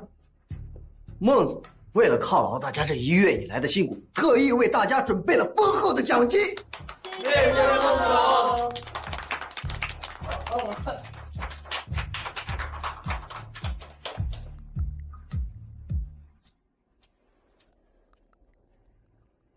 喂，孟总，这个月业绩新高，恭喜你啊！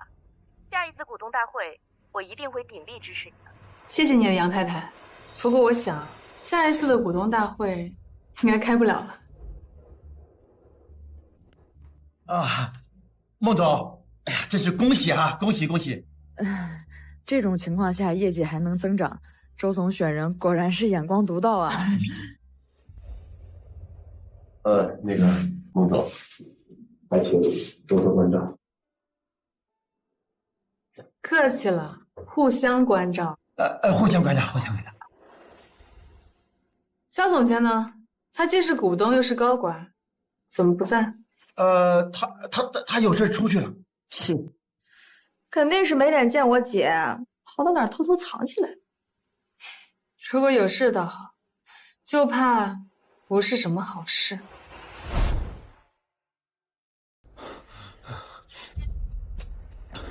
周灿，你收了我5个亿的好处，还约好之后要花50个亿购买你在周氏5%的股份，说要把周氏搞黄分拆出售给你。结果周氏现在业绩新高，你敢耍我？周总，我哪敢耍您呀？是那个空降的总裁，他从中作梗。您再给我点时间，一个月，我一定要周氏破产。3天，办不成，要么还钱，要么去江里喂鱼吧。周总。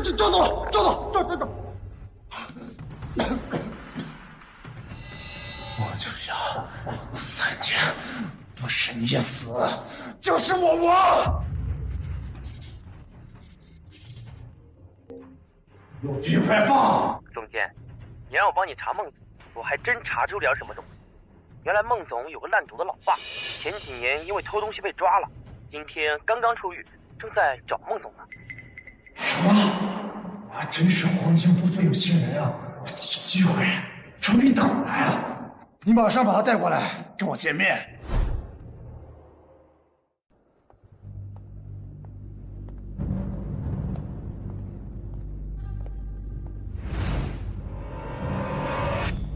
哈哈哈哈哈哈！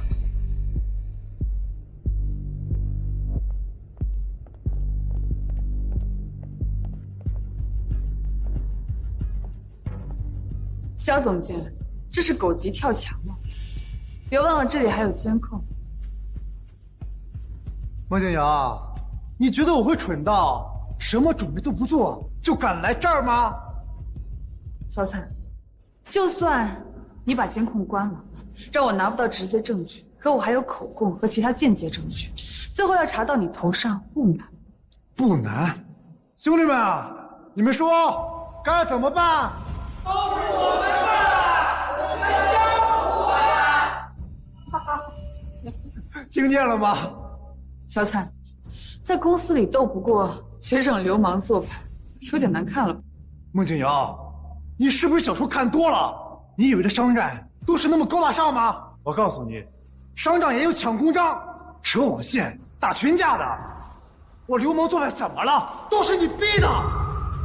我告诉你，今天你要是想站着走出这个停车场，就乖乖的给我辞职。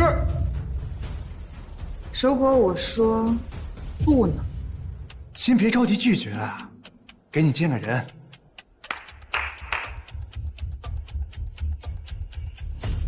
孟静瑶，看看他是谁？原来是你，原来是你，你出狱了。看看，老孟，她可是你的亲女儿，对你这么冷漠。她现在出息了，当上了周氏集团的总裁，却对你依然不管不顾。你说是不是该好好教训教训？萧灿，你可真是下作了，连他都找来了。我下作？我在周氏苦苦经营了10几年，你一个空降兵，突然把我的项目给我搞黄了，你说我下作？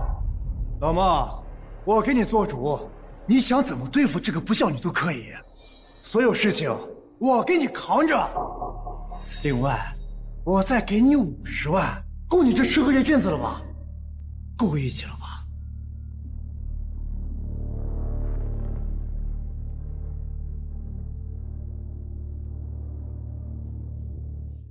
瑶瑶，你没死，还治好了病，现在还出息了。当上周氏的总裁，是周怀安给你铺的路。别装哑了呀！就是周淮安给你铺的路。老孟，你说是不是该好好教训教训他？否则他都不知道谁是他亲爹了。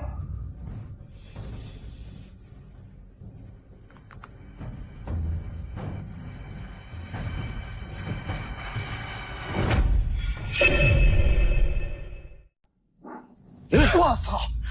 你这个人渣！今天就让你知道谁是你亲爹！你他妈敢打我！出来干什么？我干他！喂，小豪，快带人来地下车库。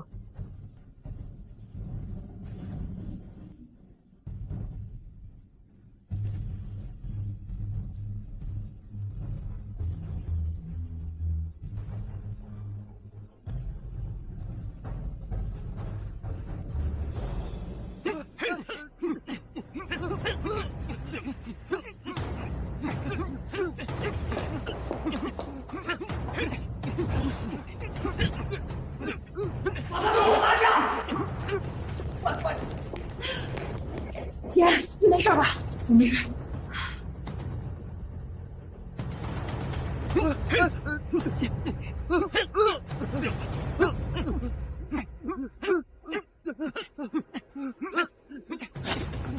李静瑶，你别得意啊！给我出来！我是不会放过你的！放开我！放开我！妈，你怎么在这儿？你不是刚出来吗？为什么帮我？我后悔了。为什么？你不是我轻易悔改的人。因为周淮安。周淮安。周淮安。他做了什么？我在里面的时候，他每周都会给我寄一封信。孟大人，到，你的信。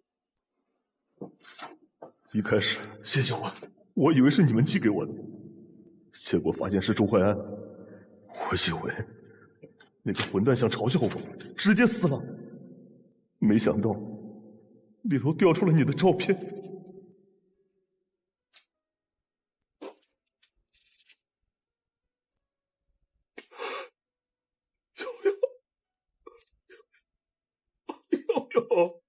从那之后，每一周，周淮安都会给我寄你治疗时候的照片。光是看着，我就能感受到你的痛苦。在里面的每一个晚上，我都在做梦，梦到你在治疗的时候，疼得叫爸爸妈妈。瑶瑶，瑶瑶，我错了，我真的知道错了。我以前就是个混蛋，我不配当你的父亲，我不配当你的父亲，我不配当你的父亲，我不配当你的父亲，我不配当你的父亲，我不配当你的父亲。够了，瑶瑶，你可以原谅我吗？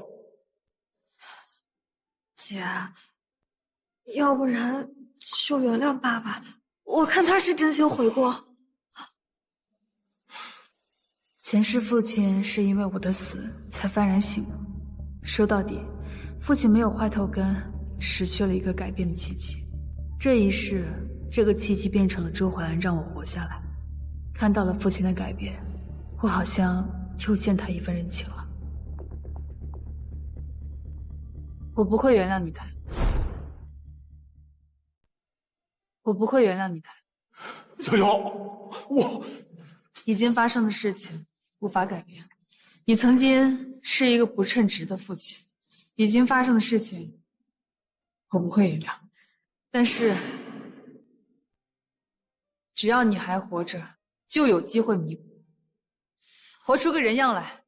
我和孟玉早晚会对你另眼相看。对，我不该祈求您的原谅。瑶瑶，你放心，我今后一定好好做人，让你跟小玉改变对我的看法。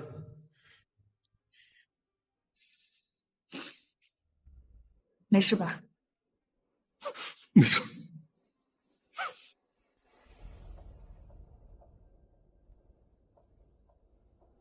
萧三被抓，他企图拆分周氏出售给周氏竞争对手的阴谋也流产了。之后，我得到了股东们的一致认可，周氏的运作上了正轨，上下几百名员工的饭碗算是保住了。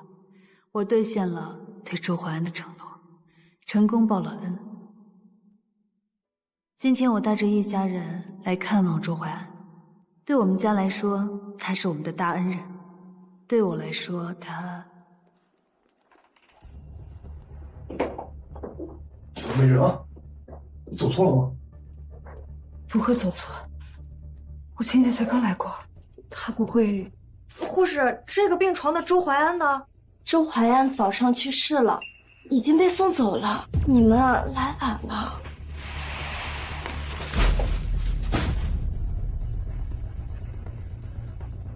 周淮安去世了。周淮安去世了。如果你不投降，周淮安食言。瑶瑶，别急啊，肯定有什么地方是搞错了。啊，对，周淮安命硬得很，肯定是搞错了。你说他被送走了，他被送到哪儿去了？这个我就不知道了，这是病人的私事。不过你们要是真想找他的话，我只知道来了一辆加长轿车，好像是往城南的方向去了。你们可以去城南的殡仪馆碰碰运气。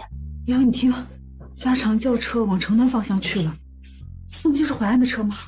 对，他是有这么一辆。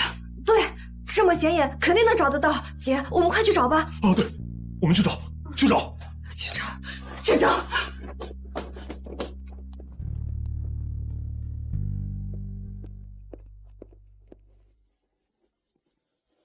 你看，把孟静瑶气成这个样子，你这又是何苦呢？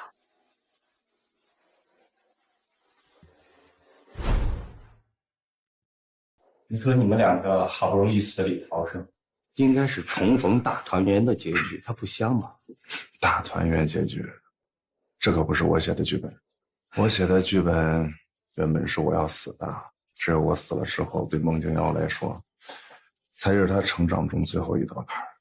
我要让孟家永远的心怀愧疚，这是最好的结局。拧了，你就是太拧了。你看孟静瑶好不容易克服了重重困难，现在事业有成，家庭和睦，又能够忘记往昔的阴影。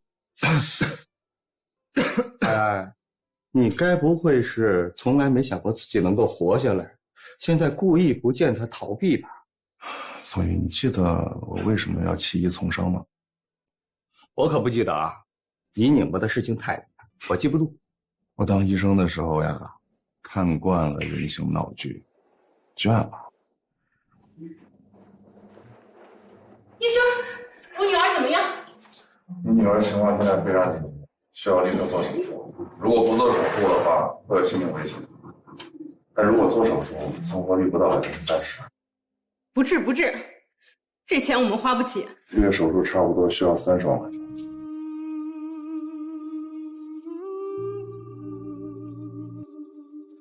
抓紧时间在这里交手术费，孩子快不行了。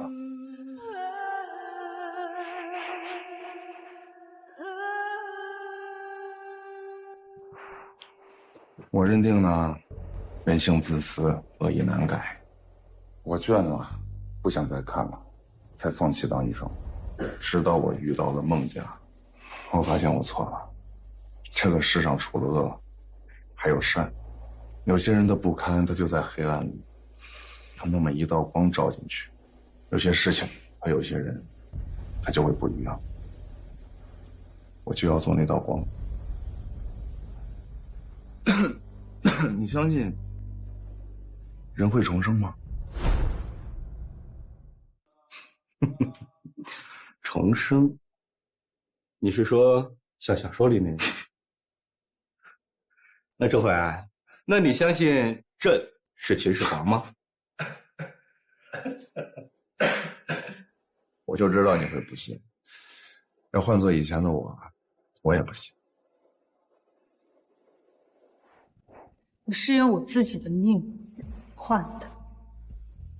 上一世在去化工厂打工之前，我就查出了脑瘤晚期，可我没钱治病，为了帮他还债，我每天在流水线上干10几个小时，累到吐血也不停。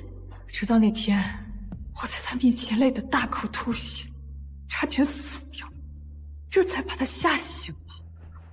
但是它确确实实的发生了，因此改变了孟景瑶的命运，改变了孟家的命运，也改变了我的命运。我本不想活下去的，是因为这个不可能，才让我产生了动摇，决定去试一试。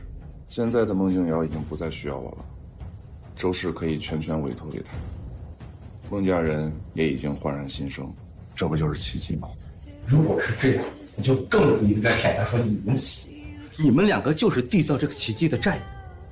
他是这个奇迹的缔造者，而我只是那个推手。只是我侥幸的活了下来，是老天给我的这个启示。我觉得是让我向他学习，像他一样努力，去寻找人生新的意义。我听明白了，你是铁了心要这么做。行，如果孟景瑶找到我，我就告诉他我已经把你给火化了，然后装一盆面粉放到骨灰盒里面，让他在家里供着。如果孟景瑶要怪，那就怪是老天给他安排的剧本吧。哎，买个好点的面粉啊，要防腐，我怕发霉。想什么呢？唉，这都1周了，还是没找到周叔叔，怎么办呀？人都死了，怎么可能找到？小点声，瑶刚休息，医生说了，他是累到了，要多休息。谢谢，骗子！啊，我看姐姐不是累倒的，是接受不了周叔死了的消息。这个是心病，等姐姐醒了，还是得接受现实。现在也只能走一步看一步了。哎，你说这周淮安怎么就好人不长命啊？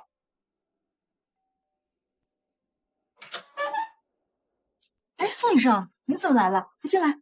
我就不进去了，马上要去机场，临时决定过来看看。哦，我听说孟静瑶病了。嗯，等她醒了，带她到周家看看。我先走了，再见。哎，宋医生，那我不送了啊。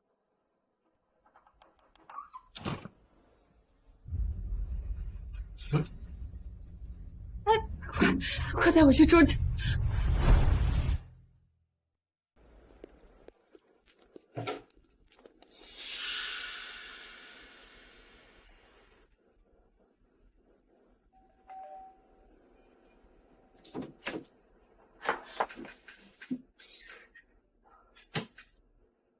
小浩，怎么是你？孟总，我也是奉命行事。宋医生说让我在这等你。他有吩咐你别的什么？没有了，他说我只负责开门，剩下的事情就看你自己了。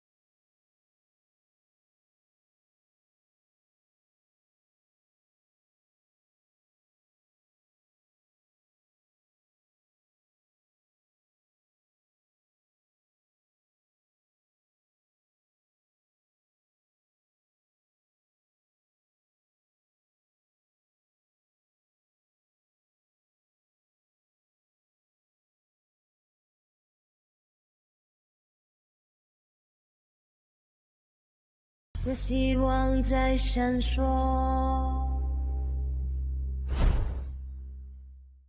孟静瑶，当你看到这封信的时候，我就知道宋玉他要输给我5万块钱了。我跟他打了赌，他肯定会心软，告诉你我还活着。这5万块钱他会转到你的账上，如果没有收到，记得找他要。重新活过来的感觉好奇怪，看着那些曾经无比熟悉的人事物都感到陌生。你说你上一世已经经历了生死，如今大病痊愈，算是重活3世。我真的好奇，你看世界的时候是什么感觉？我忍不住想起你刚住进来的时候，坐在凳子上晒太阳。我不敢想象，这么年轻的你竟然在平静地等待着第3次死亡。这种平静如今依旧令我深感震撼，也因此我才意识到发生在你身上的生命奇迹不应该就此终结。这或许就是我新生的意义。我要去帮助更多像你一样的人，传播这个奇迹，让希望之火点燃每一个昏暗的角落。对不起。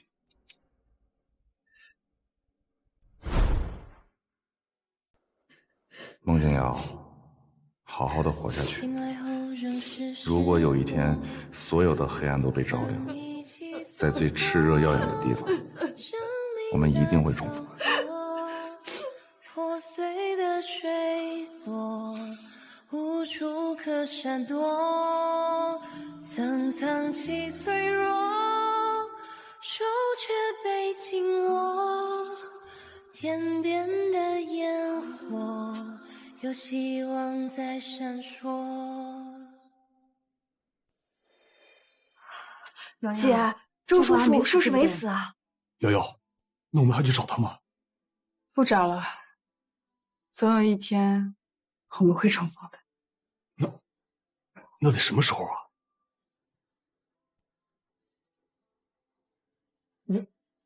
我什么都不知道啊。妈，我想吃糖醋排骨。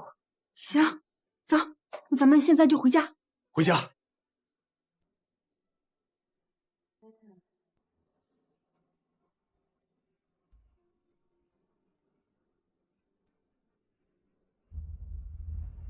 最后，让我们欢迎年度企业家、年度慈善家登场。睁开眼睛，迷失的过去，曾有过至暗时刻，孤独降临，跌入深海里。我回首身后有你陪着我前行，战斗把故事刻入情节，心未间劈开了绝境，重逢吧和你并肩而行，这一句让生命归零。少年人留下倔强背影，相信永远总会过去，绝不投降。